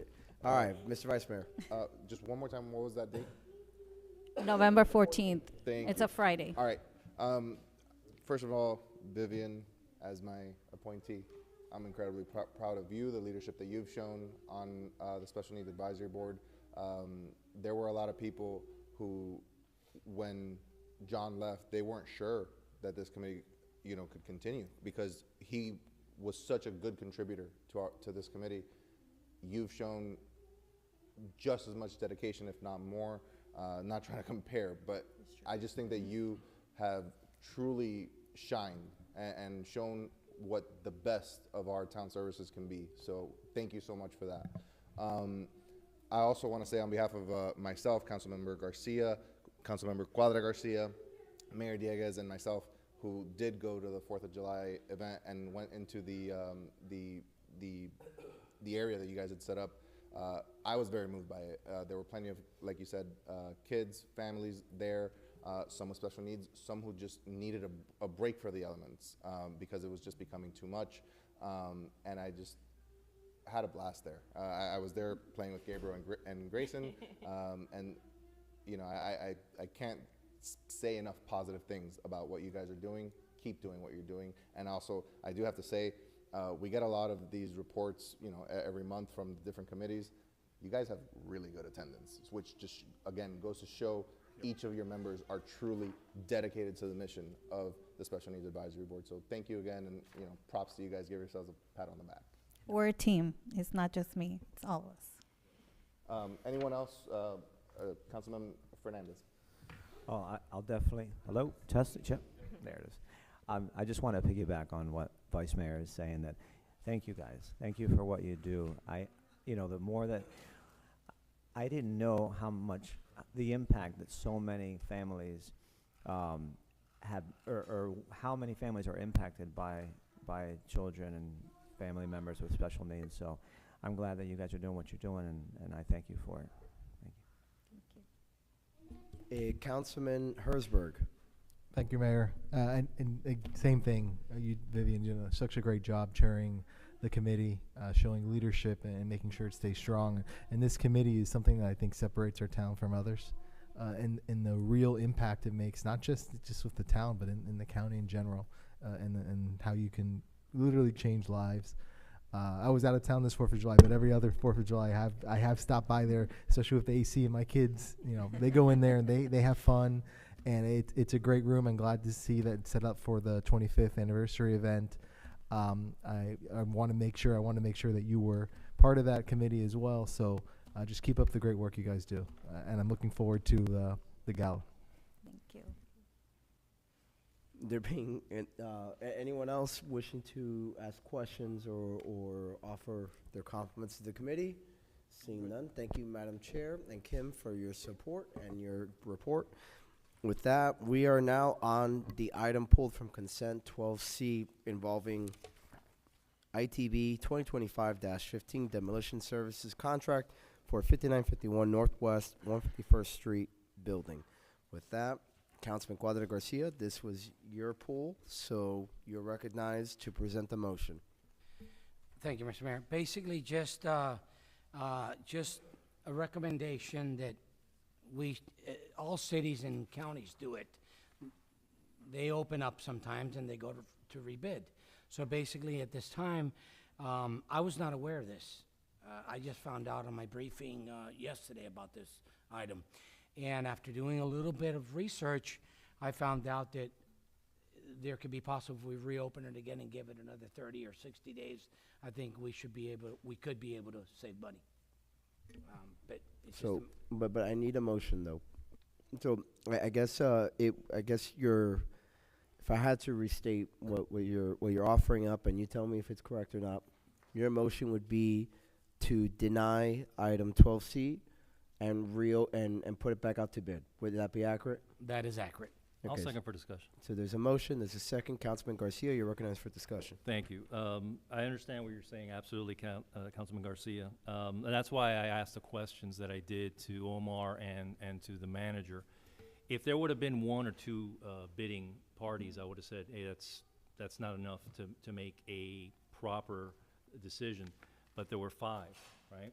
And also we have to remember, we're gonna deal with mitigation, asbestos, toxins, lead, all the things that, remember, this was built in 78, 77, this building? It was in the late 70s, yeah. Exactly. So that was before the asbestos rules of '89 that removed all asbestos, out of buildings. So, and that's why I asked questions about their history and have they done things similarly, like gas stations, especially the old gas stations, removing the tanks, remediating the soil is you have to know what you're doing, right? Even the workers have to wear proper attire and things like that. So the cost here compared to what we're getting, compared to the other bids, to me sounds as reasonable as it could be. Sure, could it be a little cheaper? Of course it can. But remember, inflation is creeping up. The longer we wait, the more it's going to be. So, and this is the first step, not only in the process, but I think it's a giant step psychologically for the town and the residents to show we're knocking down this building. And once we knock it down, we're building that bridge. So we got to knock this building down. So although I understand what you're saying, I can't support your motion at this time, given all the what I spoke about prior, all the facts that are involved in this decision. But I mean, saving money is what we're up here to do. Through the chair. Let me interrupt. Let me Wait, interject. wait. Remember, you need to wait to be called on. You had your opportunity to introduce the motion. I would take notes as far as what you want to respond to. Councilman Garcia, as the seconder of the motion, was allowed to speak first, and now the vice mayor is asking to speak. But just make notes of the points you want to rebut, and then, of course, you will have an opportunity to rebut our colleagues at the right moment. Mr. Vice Mayor. Thank you, Mayor. So I just want to point out, this is a project, this is the real beginning of a project that has long been on the books for our town. Having just moved to the east side, I more and more see the importance of this project. It is very annoying to have to go out of our town only to come back into it, and then same on the way back. So for me, the sooner this thing gets done, the better. Obviously, not at the expense of being financially irresponsible. That to that end, and also not sacrificing quality, which Councilmember Garcia very eloquently already addressed those points earlier with Omar. As far as the financial side, you know, I just did quick math, which I've never claimed to be good at, but the average bid, the average of all 5 bids is $175,617.36. The winning bid is $89,000, nearly $100,000 less. I don't. Most of the next closest bid to the winning bid was 125,000. Most of them were in that, you know, 125 to 245 range. I don't necessarily see that going out to bid again would necessarily yield us positive results, especially given, you know, what Councilmember Garcia said. There is inflation. There is the price of materials.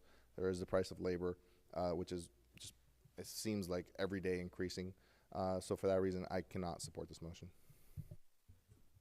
Anyone else before I go to Councilman Cuadra Garcia? Councilman Harrisburg.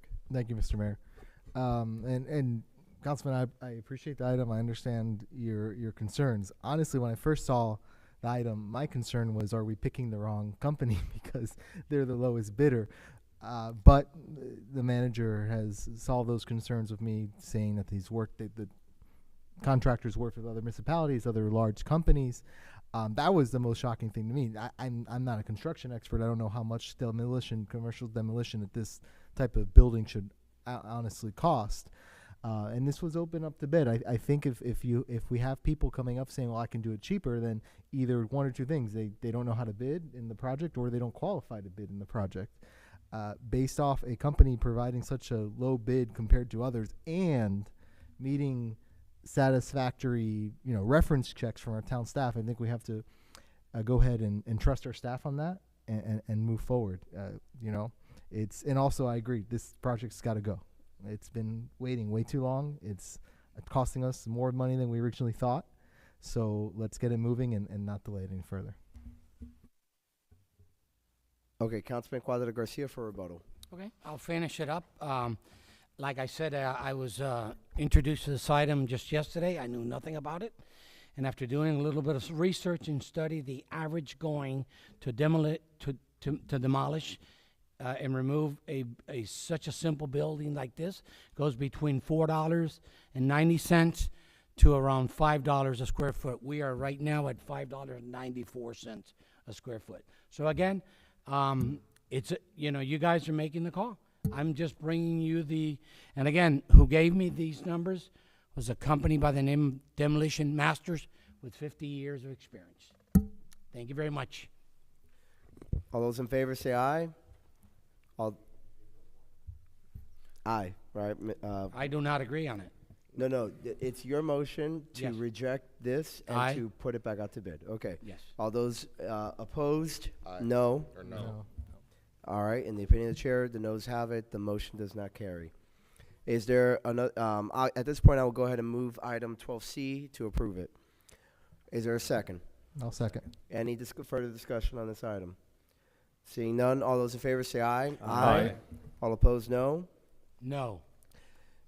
The ayes have it. The motion carries. Item 12C passes. I'll move Yeah. the consent. Vice Mayor Morera moves the consent calendar. Is there a second? I'll second. It's been moved and seconded. All those in favor say aye. Aye. All opposed, no. The ayes have it. The consent calendar is passed. We are now on item 13A, ordinances on first reading.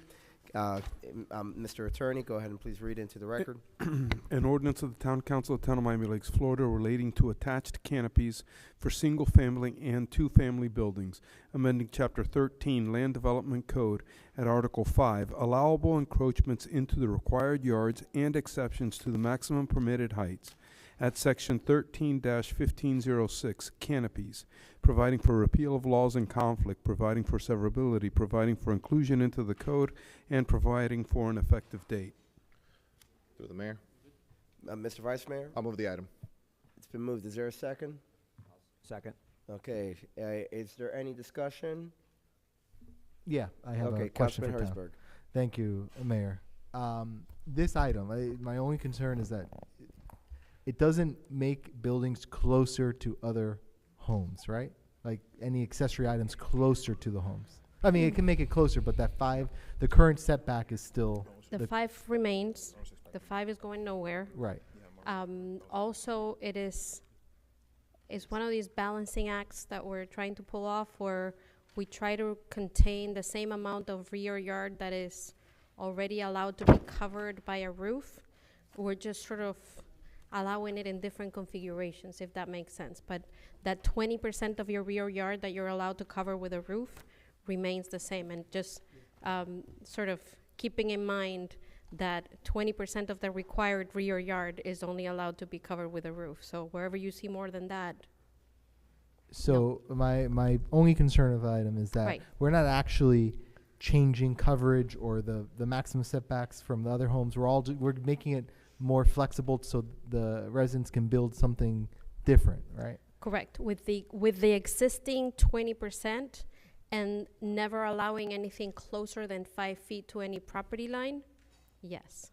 Okay, those are my two concerns. We're not allowing more, and we're not allowing something that already would be allowed to go closer to property lines. Correct. Okay. So it's basically allowing them to be closer to the main residence, which is what, when you have a shorter yard and you're required to have your canopy 10 feet away from your home, and you only have 25, so that math begins to not make any sense, right? So allowing them to be a little closer to the main home, and then allowing the configuration of that roof to be a little different. So in your opinion, there's no negative effects to neighbors? No. Okay. Not with this, no. Got it. Perfect. Thank you. Through the chair. Councilman Garcia. As far as the rain coming out of the drain, the gutters. Sure. Do we have any? I mean, the gutter. What I'm trying to avoid is, and I think he already said, it's not going to change anything for the Correct. neighbors. We're not getting closer. We're not adding the gutters with drainage right at the fence line that's going to flood the other person's yard. None of that. If everything is done according to the code, including the underneath paving area, those 5 feet are respected all around, and you have basically a 5-foot band of dirt with roots in it. No water from this roof is going to be going into anybody else's property, because it will be absorbed by that dirt and absorbed up by those roots, right? But we're subtracting green space, right? Because they're coming toward the property. If it's open area, No, that's because less. this 5 foot is already existing. This is an existing barrier that you have. Again, we're just rearranging how these canopies are, canopies, gazebos. Just closer to the house, or Right, bigger. a little either closer to the home, and or when they're attached to the home, that they can be reconfigured a little different. Okay. So that they're allowed to go a little, but never further than the 5 feet from the property line in any case, and never more than the 20% that you're allowed to cover of your rear yard, or 350 square feet, whichever is one's less. So if you have a small yard, you're gonna have a small canopy. If you Yeah, of have a course. larger yard, maximum 350. Okay. Yeah. All right, thank you. Anyone else? With that, Madam Clerk, please call the roll. Ordinance in first reading, item 13A. Council Member Hertzberg. Yes. Councilmember Fernandez. Yes. Councilmember Quadra Garcia. Yes. Councilmember Sanchez. Yes. Councilmember Garcia. Yes. Vice Mayor Morera. Yes. Mayor Diegues. Yes. Ordinance in first reading, item 13A passes. Excellent. Ordinances on second reading. These are items of public hearings. Mr. Attorney, please go ahead and read it into the record. We're on 14A, right? 14A, yes. An ordinance of the Town Council of the Town of Miami Lakes, Florida, amending the adopted budget for fiscal year 2024-2025, providing for the recognition and appropriation of grant funds awarded to the town for capital improvement and one-time operating expenditures, providing for incorporation of recitals, providing for severability, providing for an effective date. Mayor? Yeah, Oh. okay, so you're gonna present the, Yeah, but I'm okay, sorry, I was you- looking for yeah, a budget I guess director. a All right, motion. Mr. Manager, you're recognized to go ahead and I don't know if present you the want to item. have a motion and a second first. Go ahead and present the item All right, it's first. similar to what you saw last month. There's a couple different changes. It allocates the funding that the Veterans Affairs Committee has rearranged for the total design cost. This is not awarding the design contract. It's just allocating the funds to make sure that it's in the right place. It's also a budget transfer to allocate the money from a contingency line to an expense line to eventually come back to you with a contract to award for a boundary survey in the area of Northwest 77th Avenue. Excellent. With that, point of order to the attorney. Remind me, the public hearing is before the council goes ahead and opens up its deliberations, or once it's open? You want people to talk and And present. it's inclusive of either of the two items in second reading, or each one, as we get to each one? Well, what I typically do is if we're gonna do both at the same time. Oh, you'll read both. Well, okay, well, Yeah. we only read the first one by title, so we'll just stick to that one for now. Okay. So, okay. Yeah. With that, are there any members of the public wishing to speak on item 14A in chambers? Public comments is now open. Seeing none in chambers, Madam Clerk, anyone online that wishes to opine on 14A? Let the record reflect, there are no participants online. There being no public comments on item 14A, public comments on that item is now closed. With that, council, is there a motion on 14A? I'll move it. It's been moved by Councilman Garcia. Is there a second? I'll second. Seconded by Councilman Fernandez. Any debate? Councilman Herzberg. Just briefly, and I spoke to the town manager. I want to have that discussion up here regarding the design build for the Veterans Memorial. 36,000 just for design, right? In our briefing, we discussed that design is usually 10% of the cost. So I think we just have to open up our minds here. I'm fine with moving forward the item, putting the money out there. It's not making us sign a contract, but I don't know where $360,000 is coming from to build this. I want to build it. I think we have to have a very open discussion with the committee, figure out how we can raise some more money. But the way we budget in this town, I just don't see where the money's coming from unless we really work hard on raising money. Any further debate? Councilman Sanchez. Well, we also need to remember that most of the 36,000 came through fundraising efforts of the Veterans Committee. And I'm going to relay back to an agenda item much earlier this year that the Vice Mayor brought up in a challenge for the 5K to try to see who can fundraise the most between all of us. So maybe through that 5K, a lion's share, over the next 2-3 years can be appropriated to that Veterans Memorial. Any other discussion on this item? Yeah. All right, seeing none, Madam Clerk, please call the roll. Item 14A, ordinance in second reading. Councilmember Garcia. Yes. Councilmember Fernandez. Yes. Councilmember Quadra Garcia. Through the chair, can you brief me on this a little, because I'm lost on this item? The manager, again, we're in the middle of the voting. I would have preferred if you would have asked us when we were in debate, but the manager did go ahead and provide a recap of what this is. In essence, this is providing some additional budget authority. Again, not binding us to anything, but just simply providing budget authority to expend certain funds if we go into contract on elements related to the design of the Veterans Memorial, correct, Mr. Manager? Yes, sir. And what was the other item? The the money to conduct the boundary survey of the area of Northwest, That's right. to distinguish between what is private property and the public right-of-way. Yeah, so this is not to carry forward, this is just providing authority to expend those funds in the future if and when we get there. Thank you. So, are you a yes or a no? Okay. Councilmember Hertzberg, Yes. Councilmember Sanchez, Yes. Vice Mayor Morera is He stepped absent, down a okay, moment. thank you. Mayor Diegues. Yes.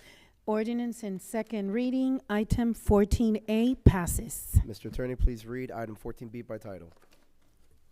An ordinance of the Town of Miami Lakes, Florida, pertaining to public camping or sleeping in the Town of Miami Lakes, Florida, amending Chapter 17, Offenses and Miscellaneous Provisions, creating Section 17-4 of Chapter 17, titled Public Camping and Sleeping, providing for inclusion into the code, providing the scope and applicability, providing a definition of public camping or sleeping, prohibiting public camping or sleeping, providing for notices of violations, providing for enforcement and penalties, providing for ordinances and conflict severability codification, and providing for an effective date.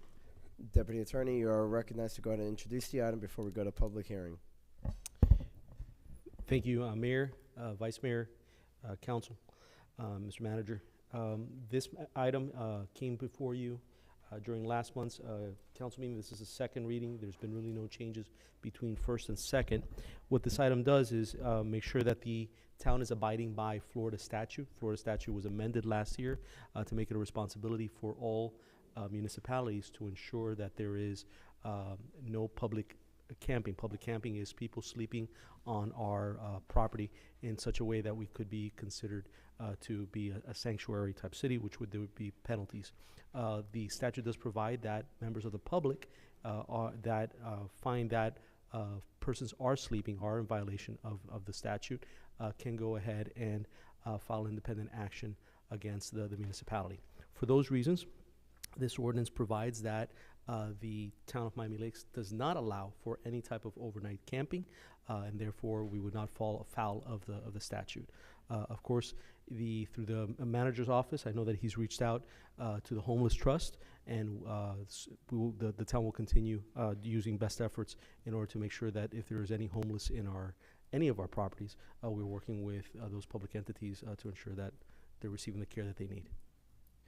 Thank you. With that, we are now, I'm now opening up the public hearing on item 14B. Any members of the public in chambers wishing to speak? Going once, going twice, seeing none. Madam Clerk, any online?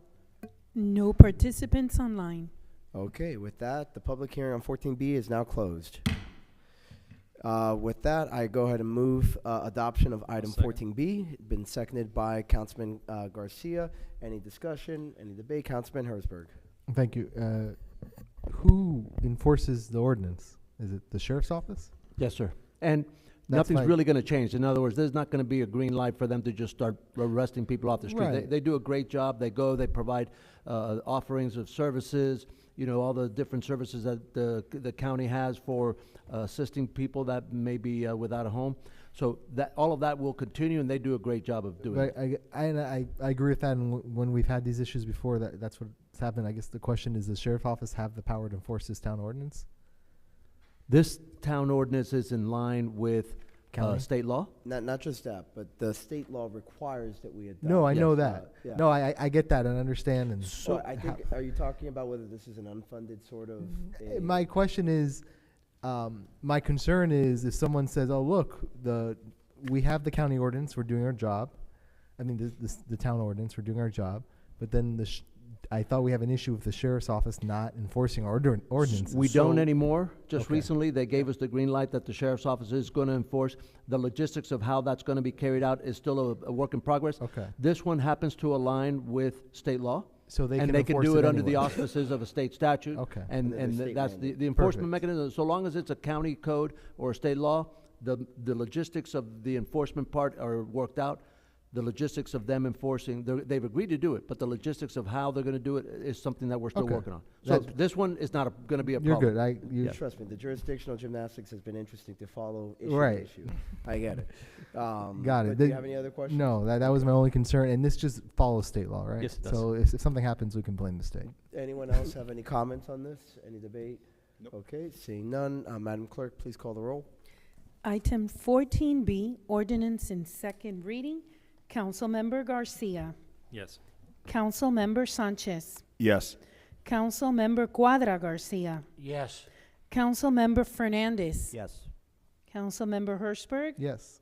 Vice Mayor Morera is absent. Mayor Dieguez. Yes. The ordinance in second reading, item 14B, passes. Excellent. There are no resolutions for consideration, so we now move to Councilman Sanchez for item 16A, letter of support. Councilman Sanchez. Thank you, Mr. Mayor. So as we know, traffic is a massive issue in the town of Miami Lakes. Miami Lakes Drive is just the main throughway with only access to to the Palmetto and eventually I-75. So there is an ongoing project to develop on-ramps onto I-75 over the bridge on 170th with studies going on. And I'd just like to offer a letter of support on behalf of Miami Lakes to Senator Rene Garcia to advocate for the creation of those on-ramps to help alleviate some of the traffic, not just for the residents of Miami Lakes, but for our neighbors to the west in Hialeah. That way they don't have to cross into Miami Lakes to access I-75, the Turnpike to Gretny, and the Palmetto. So I am very much I'll looking go ahead forward and to a second that. Thank you, However, Mr. I Mayor. do have a slight amendment. You all have in front of you a proposed resolution that accomplishes exactly what the council member wants to do. What it does, though, is it does direct it as, and being that it's a resolution, it's a more formal action on behalf of the entire body of the council. So I think it better accomplishes his goals. And it is directed at Congressman Diaz-Balart, who has obtained through the CFP, as in the Community Funding Project program that the U.S. Congress has. He has been able to obtain $6 million for this study, right? So it now directs it from Senator Garcia's office to Congressman Diaz-Balart's office, since he will be the one advocating for these funds. And then once we get to the study phase, he will know where to direct it. So I thought it was a more appropriate place to put it there. So that would just be my amendment. Is there a second on the I'll amendment? second it. Seconded by the councilman. Any discussion on the amendment? Seeing none, all those in favor say aye. Sorry, did I skip over someone? Oh, sorry, Councilman Garcia. Councilman Fernandez. Wait, on the amendment? Oh, you're good? On the amendment or on the main item? No, on The resolution. the resolution. Okay, so the amendment. Yeah, absolutely. Okay, perfect. Yeah. So let's pause. Yeah. Just go. quickly, Mayor, this is great leadership, and I think that getting all the parties involved, of course Renee, but of course our congressman, who's always worked hard for this area, gives it that gravitas that it needs. When that bridge opened, we pushed for Hialeah and all the other entities. That is, it's a regional problem, and a main part is extending that 97th to Miami Gardens Drive on the Hialeah side, and also the 170th and 170th. And this also would be another entrance and egress to the town that I think is going to spread that traffic out. And honestly, in the next 5 to 10 years, when all these come to fruition, it's going to be a different town when it comes to traffic. So I want to thank the council and yourself for your leadership on this. And of course, Councilman Fernandez for bringing this up and speaking with Sanchez. I'm sorry, Sanchez. I was looking at his face, and I was Sanchez. Thank you very much. Mayor, just a moment of personal privilege. Yes, ma'am. The office of the clerk did not receive our resolution, so can I have a copy? I had no idea of this resolution. But blame the deputy town attorney. It's always the lawyers, right? Okay, so now we have it. Thank you. Okay, with that, all those in favor on the amendment, say aye. Aye. All opposed, no. The ayes have it. The amendment carries. Is there on the main item, Councilman Sanchez, I don't know if there's any parting thoughts or if anybody else has anything else to add. All right, well done, Councilman. Thank you. All those in favor say aye. Aye. All opposed, no. The ayes have it. Item 16A carries. Congratulations. Thank you. We're now on item 16B, which is my item concerning committee meetings. Again, in speaking with staff, it dawned on me that there are apparently some committees that are meeting regularly beginning at 8:30 p.m. And that is very late, right? Even for young staffers, if we were to get these young members of staff to go ahead and man these committees as their liaison, that just means that if the meeting even takes an hour, you're looking at finishing at 9:30, and then for those liaisons that may not live in the town, getting home, of course, they're going to get home really late and then have to be back home early. So I just wanted to set up, some parameters there with respect to the last hour when committees can meet. And secondly, I wanted to amend the committee rules, and I know that it seems to be a popular thing these days, but I swear this will be the last one that at least I tend to push for right now. It's just simply, to encourage our committees to meet instead of shirking their responsibilities, and just encouraging that if at least the vice chair of the committee is available to chair the meeting, they must meet if it's been at least 2 months without a meeting, right? I think missing 3 meetings or 3 months worth of meetings is unacceptable. So again, it's a 2-part motion requiring that no committee meetings commence later than 7 p.m. And secondly, that if the committee is coming up on a 3rd missed meeting, if at least the vice chair is able to chair the meeting, then they must convene. That is my motion. I'll second it for discussion. It's seconded by the vice mayor, and for discussion, you are recognized to speak. Thank you, Mayor. Number one, in general, I support this item because having been on a committee that met at that time, it was very inconvenient. And I know that some of the committees that currently meet at that time are actually having quorum issues and attendance issues. So 100% support the item with some carve-outs and little tweaks. I think that the rule should be, to amend the committee rules so that no meetings other than special calls and subcommittee meetings, because, those are very special purpose that if the committee itself wants to decide, hey, it's a one-off meeting, we want to meet at that time, they can do so. Additionally, rather than the 7 p.m. time that you proposed, I would recommend a 7:30 time, just because some of our committee members are driving from downtown. Maybe they need to grab a bite to eat and get to the committee meeting on time. That's as to the first part of your motion. As to the second part, I would actually go a little bit further than what you did. I definitely agree with the spirit of it, but I would go a little further, such that on the 3rd month, the committee shall meet so long as a quorum can be met, regardless of whether the vice chair is available. And then I think that as a supporting measure of that, currently our rules do not define a hierarchy of who chairs the meeting other than chair and vice chair. So we can give them that guidance of saying it goes, I think the traditional thing in the corporate world is chair, vice chair, treasurer, secretary, in that order.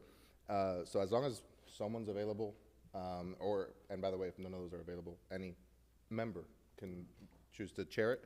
But as long as they can meet a quorum, even without those officers present, then they should meet in order to advance business. Yeah, so actually, I would, if you want to put that as an amendment, I would not be opposed to, 7:30 is reasonable. I just wanted to get the discussion going at something earlier because, again, 8:30 I think is extremely late, and again, it's sensitive towards staff.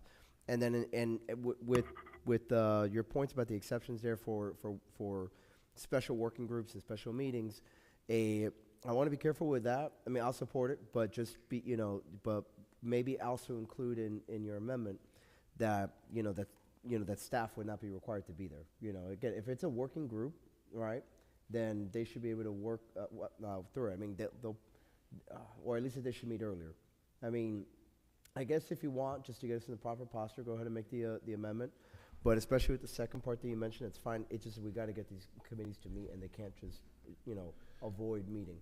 But go ahead. You're recognized for your amendment. I'll move to amend the main motion as follows: that an exception be created to the general rule, such that special call meetings and subcommittee meetings can take place after the 7 or 7:30 timeline that we establish, subject to staff not necessarily being required to be there. It's optional, and moving that cutoff time from 7 p.m. as stated in the main motion to 7:30 p.m.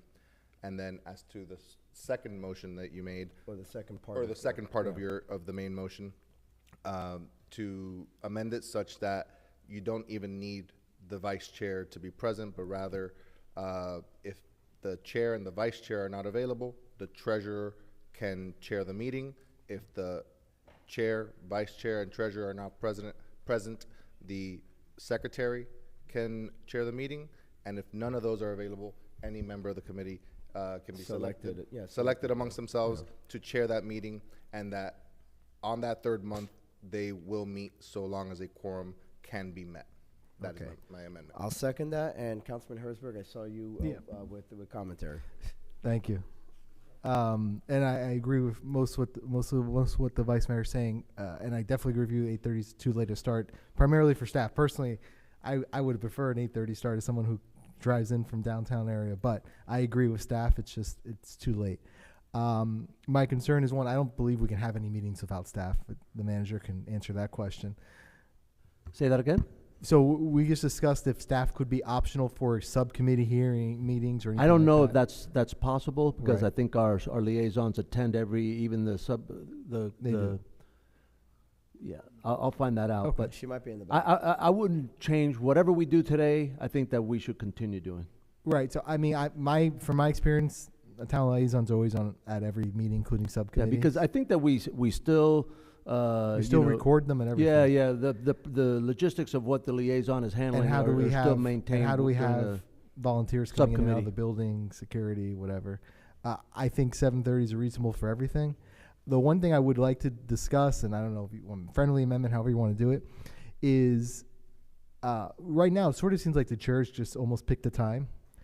I think as part of the election, there should be a time where everyone agrees on the time of your regularly scheduled meeting. So then everyone, if it's a different group of people, then they can go ahead and change it. Like, for example, the Blasting Advisory Board has always been 7:30 on Mondays.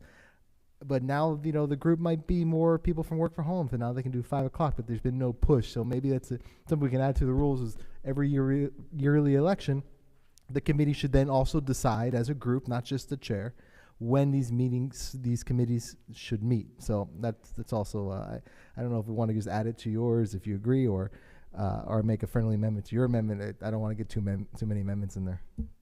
Yeah, I'll accept the friendly amendment and just, yeah, And I'll incorporate it accept, into yours. and incorporate it into mine, yeah. Okay. Okay. Anything else on the amendment proposed by the vice mayor, or the deputy town attorney? Just- Councilman number 8. No, I just want to bring something to this board's attention, which is important. One of the main reasons we also have the liaisons is to ensure that the law is being followed, both public records law and also sunshine, and making sure that we have a quorum. The boards are eager, and so many times they want to move forward with their agenda, and maybe they don't have quorum, or they need to be reminded of certain, procedures, which are important. So I just want you to all keep that in mind. Through the chair. Councilman Garcia. Mayor, do you offhand, or maybe I can ask the town manager, how many committees are now meeting at 8:30? How many what? How many committees are meeting at 8:30 right now? I believe only one. Only one. Yes. And do you know which one that is? I think it's neighborhood improvement. So they're the only ones. That I'm aware of, but I admit that I'm not intimately familiar with the logistics. My staff handles the committees, so I can't say that. I wouldn't put my head on the guillotine over it, Yeah. but I believe that that's only one. There might be an underlying reason for that. Maybe I know there are some issues with traffic and downtown driving. I understand that. But I think we need to, well, sorry, go ahead. No. I get your, and I think it's, the town staff cannot be there till 9:30, 10 o'clock, and then come in at 8 in the morning. That's ridiculous. So, I just wanted to find out how many, and it's one committee, and I think, they can try to make an adjustment, for the good of of the staff and the other members that are joining. But I like what Councilman Hertzberg said, a vote on the times when the elections are happening, so everybody's on the same page, will only encourage more attendance, and we won't have to have that issue we're driving. Giving them the flexibility as well, but yeah, 8:30 is way too late, because they usually get out, at 9:30, 10? That's way too much for our staff to be. Any thoughts up back there? Staff, what's the latest one of these meetings have lasted? She's not here. Okay. I believe Claricel and Ayo have stated that it has ended sometimes at 10. No, that's PM. unacceptable. That's unacceptable for the staff. I think that's, yeah. So I yeah, agree with you. That's where the spirit of this comes from. And again, this is going to come back to us, and we can further workshop it at that point in time. At least for me, well, you already incorporated Councilman Herzberg's, notes. But on the amendment, is there anything further on the amendment itself? All right, with that, Madam, rather, all those in favor of the amendment? Aye. Aye. Aye. All those opposed? The ayes have it. We're now on the main item. Councilman Sanchez? I want to propose an amendment, introduce an amendment to also include into the committee rules all ad hoc committees. Right now, the rules are set for committees and subcommittees, but not ad hocs. Okay, so anyone have any disagreement with that? I'll second. Rather, any debate on the amendment? Sorry, No, I'll first second. a second. A I'll second. second. I'll second. Okay. Discussion? More of a, I don't know if I heard correctly. Are you saying to include ad hocs in the carve-out, allowing them to be later, or making sure that they're included in the? Included Okay, in thank all you. committee, in all Perfect. rules. Thank you. Through the chair, real quick. Councilman Garcia. I mean, I know that the blasting advisory board, especially before they had to go to Tallahassee last minute, had to meet sometimes. You have to meet quickly, and sometimes you can't really pick. Can we make exceptions for pending emergencies or something that's pending legislation, perhaps in Tallahassee? Special calls that are important to the timing, especially maybe workshops for budgets, things like that, or anything for budgets, or anything that have to do with anything we need to get in a timely manner. That the committees, for example, blasting does that all the time. I agree with what the Vice Mayor said, that I think that it's covered by what Councilman Herzberg and he added. Especially when they do their elections and they start to choose when they meet, they'll have their regular start time. And then if they have to meet at a special call meeting, then that was an exception that was carved out in the Vice Mayor's item. All right. And again, this is coming back to us as just a new business item. But on the amendment proffered to include ad hoc committees, made by Councilman Sanchez, all those in favor say aye. Aye. Aye. All opposed, no. The ayes have it. The amendment is agreed to. Now on the item, the main item as amended twice. Any further discussion? Seeing none, all those in favor say aye. Aye. All opposed, no. The ayes have it. The item carries. 16C, STD Section 1 Security Protocol Driver's License by Councilman J.C. Fernandez. Can somebody, apparently, I was just told that, I don't know why my mic's not working so well, but I was just told that town hall is closed and somebody wanted to speak. I don't know if.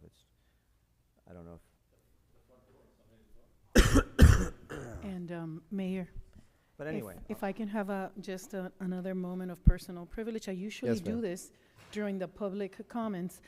I just wanted the record to reflect that I did receive a written public comment from Ms. Hope Reynolds earlier today, which I shared with all of you via email in regards to this item, to the new business item from Councilmember Fernandez. So I just wanted to state that for the record. Thank you so much. Okay, with that, Councilman J.C. Fernandez, you may go ahead and introduce your item, 16C. Thank you, Mayor. So, so I received a few phone calls. I received at least 3 or 4 emails. The folks, the residents in Section 1, wanted to be included in the protocol for requesting driver's licenses. We did speak. The major shared with us anecdotal proof that that it works. It seems that it's a deterrent. I don't see anything negative about it. I ask that my colleague, my motion is to implement the protocol for Section 1 Special Taxing District. That's the motion. I'll like to hear from I'll my second. colleagues. It's been moved and seconded. Any discussion? Just very briefly, this would Mr. Vice obviously Mayor. come back next meeting as a resolution, right? Yeah, okay, then it'll have my support. Okay. Any other comments? Through the chair, would this increase, just to remember, asking for the driver's license, is that going to increase, do we have to move the guard levels up or anything like that? Not a cent. Okay. I know this has been tried in Royal Oaks, and it wasn't, some people say it's successful, some people don't. Is it just asking for from 12 to 6, or, and if they don't want to provide it, go ahead? How's the? My motion would be from 10 p.m. to 6 a.m. And we can discuss after, if for some reason that guard gate, because they do have quite a bit of residents, if it's causing any issue with traffic, then I would be okay to move it to 11 p.m. or we could start at 11 if we feel that it, because there are a lot of residents back there. But and I wouldn't want it to. remember that that guard gate has a resident-only gate, right? So, That's it. right, so if the only ones coming through the main gate that would be being asked for their ID would be visitors. Right. Okay. Non-residents. Okay. Now, I know that we're lucky enough to have very vocal residents from that area, and they always bring up their concerns, and I know you spoke to some of the residents there, but I know we kind of made an agreement, or just let them know that, yeah, we're going to go ahead and take consideration on the majority of the residents, what they think. Honestly, I haven't heard anything from that side of the town when it comes to this. I haven't received any feedback on it. I like the idea. I think it's common sense. I just think we need a little more input from the residents of that area before we establish a time, or if it's something that they're for or anything like that. But I think it makes common sense to me. The only pushback I would have is having the residents say, hey, yeah, this is something we want, because I haven't heard from the residents from that area either way. So that's the only concern I have. Councilman Sanchez. Councilman Garcia, just a reminder, on Thursday, we're having our special tasking district workshop where I'm assuming many residents from that area will attend, and we'll be able to hear their voices at that time, and it's 2 days away, 48 hours away. Thank you for reminding me. Yeah. I mean, this is the first reading, so I would be open to well, this is the first vote. Yeah. First impression. First impression. Yeah. So I would be willing to say yes to this, and then hear their feedback, and then take it from there. So thank you.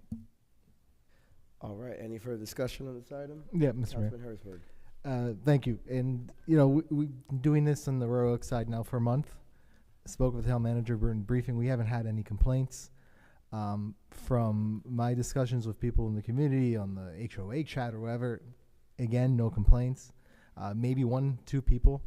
When we started doing this, and when I made it very clear that it was going to be for the Royal Oaks, I actually started getting emails from people that live in Section 1 saying, well, add us. So I have had some feedback. And in reality, the section that this would be the easiest for is Section 1, because they had those resident gates. And what's going on now in Royal Oaks is we're seeing, and I've seen the comments in the chats, people are now getting the gate clickers, and that's better for our guards, it's better for maintenance, it's better for everything. It makes traffic clear. So in reality, it's a simple thing that's working on one section for a month now. I'm happy to hear input, and we'll see what we get. The input I've gotten from Section 1, it has been to do it. I've seen a few people say not to do it, but more than saying to do it, and it seems just, like you said, common sense. So I'm for it, and let's get the input, but it makes sense to move forward on it. Well, Councilman Garcia, and then there's a special request. Oh, okay. Well, I just want to point out, I was confused, Councilman Fernandez, when you said that the doors were locked, and now I remember why. You see, the person who was locked out was deliberately locked out. I'm just kidding. I want to welcome our former Vice Mayor, Mr. Tony Fernandez, who wanted to speak on this issue. Sir, please take as much time as you would like. Obviously, you live in this area. Thank you, Mr. Mayor. Antonio Fernandez, 8548 Glencairn Lane, resident of the town of Miami Lakes and Miami Lakes Section 1. Just wanted to put on the record, I think this kind of public policy is what dreams are made of, right? It's very, very low downside, huge upside, right? It's the kind of public policy we should be looking at all the time. I don't necessarily think it's going to have the far-reaching impact of the next item. I'm excited to hear debate on that one.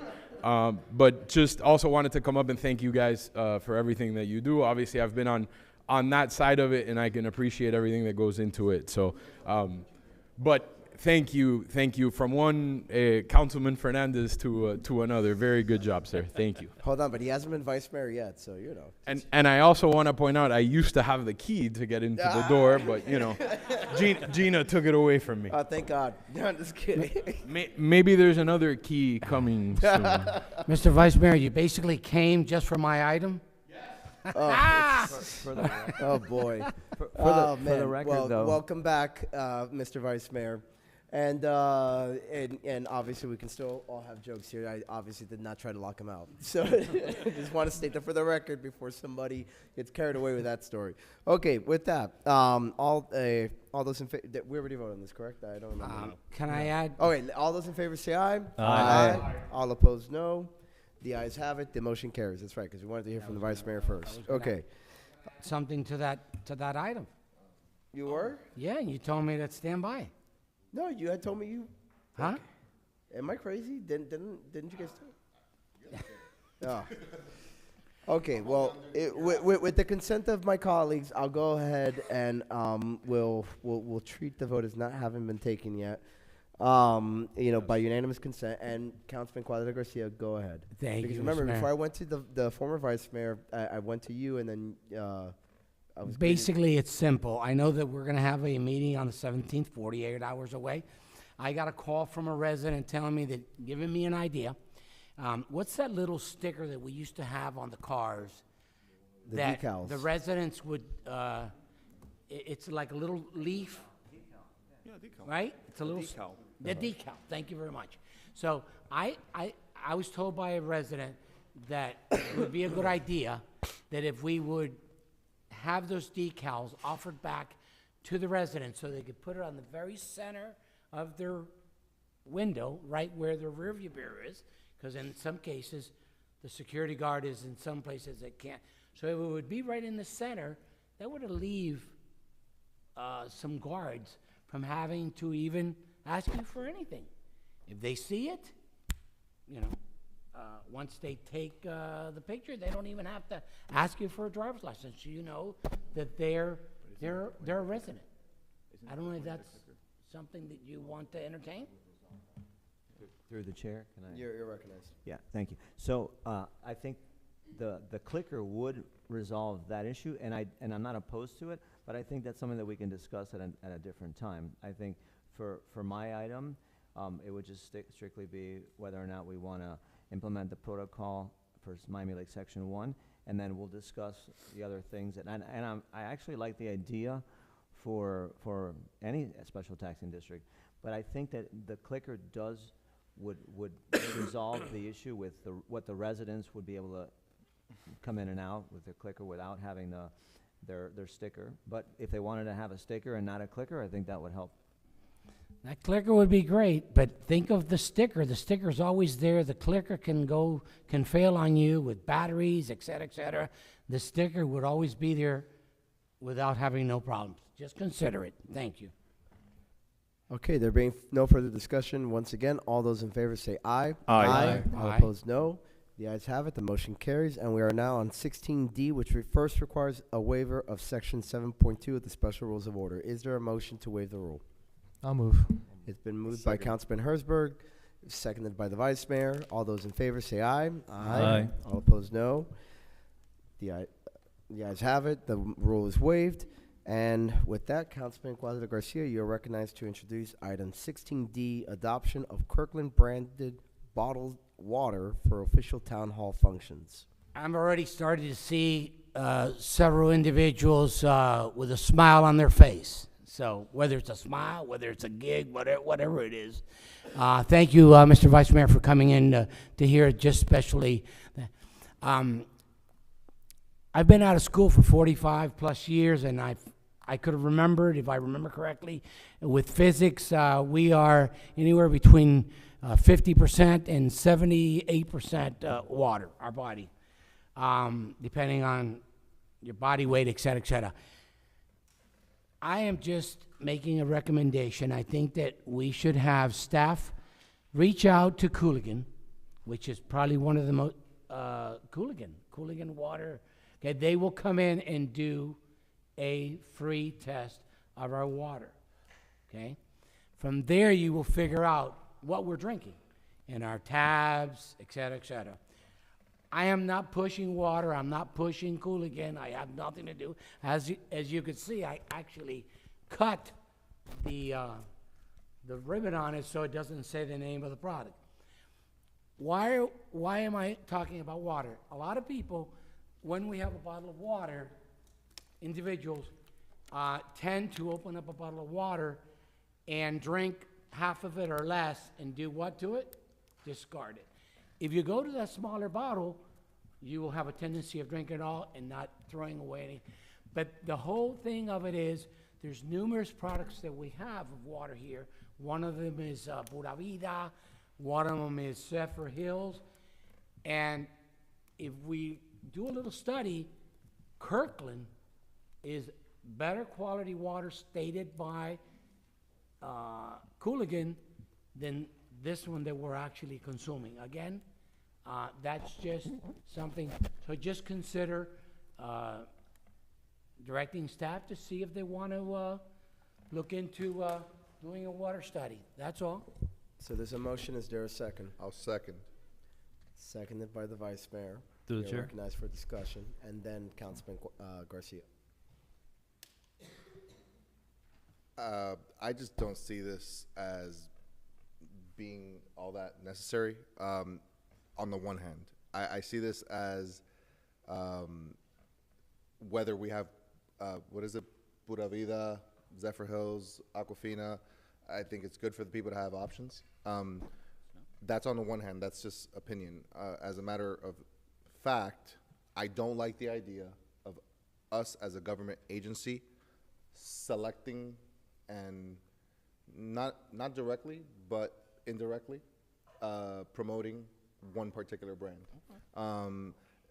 If you had told me that it was, strictly out of the fact that Kirkland Signature is always the cheapest, maybe I could get behind it. Least expensive, absolutely. One second. But you're going more into quality, and at the end of the day, you could actually factor several factors into that equation, because we do have to pay Costco membership as part of obtaining Kirkland water. You have to factor that into the cost. And there are just simply times where water goes on sale and an entire case is available for extremely cheap, whether it be Nestle water, Pura Vida, Great Value, you name it. I don't think we need to pigeonhole ourselves. And I have not seen any form of science that tells me that Zephyr Hills is bad compared to Kirkland. Do I think Kirkland water is great? Yeah, I drink it myself. I buy it at Costco. Do I think Zephyr Hills water is good? Yes. The only wrong answer is Dasani. That's all I gotta say. The wrong answer is what, sir? Councilman Garcia. Thank you. I just thought, thank you very much. I just thought I'd bring that up. No, we appreciate that, Councilman Garcia. I like where you're going with, water is life, absolutely. We have a lot of events, and we also have emergencies that come onto the town. So when it comes to purchasing water in bulk, I think it's the town's best interest to purchase items that are as cheap as possible, as long as they meet minimum standards and be available for fast distribution. Now, as far as here in the town, everybody has a water bottle. Honestly, I'd love to see less plastic than more plastic, right? A water fountain that's filtered for everybody, and everybody with Stanleys. I would love to see that, because this really doesn't get recycled.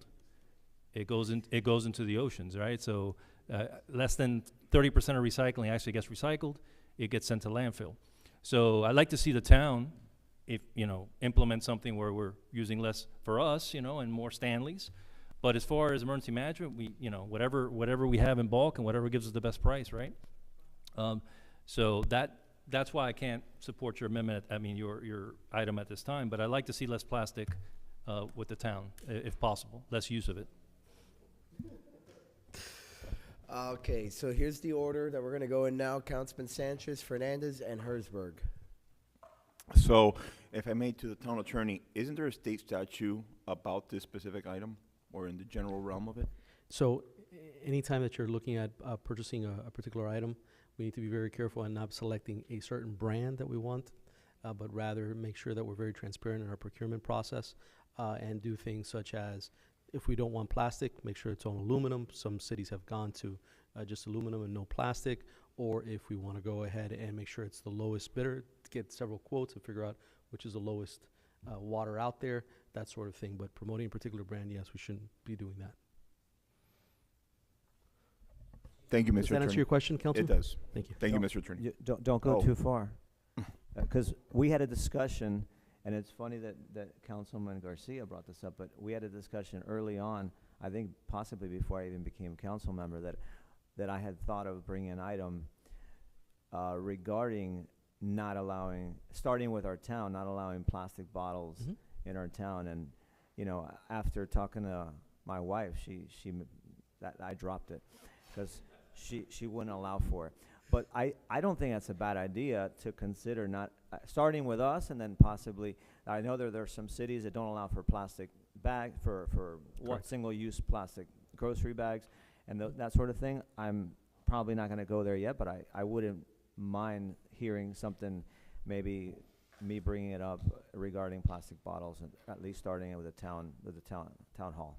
So let's see how that goes. Councilman Herzberg. Thank you, Mayor. And while, you know, first of all, I don't know what water this was, but I do prefer the Zephyr Hills. I did the taste test. But regardless, in a serious matter, what you brought out is actually real, the difference. I'm being serious, guys. And I propose an amendment to your item. I think we should give committees and town staff for events guidance to use these bottles.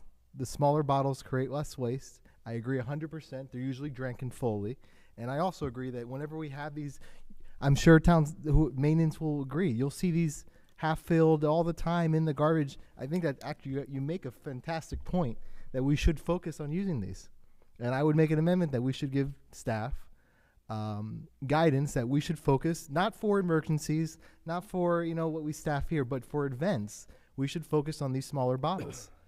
So you have a strike all amendment then to provide guidance that the committees and, well, staff provide for the committee events, the smaller, I don't know what fluid ounce that would be, the smaller water bottles.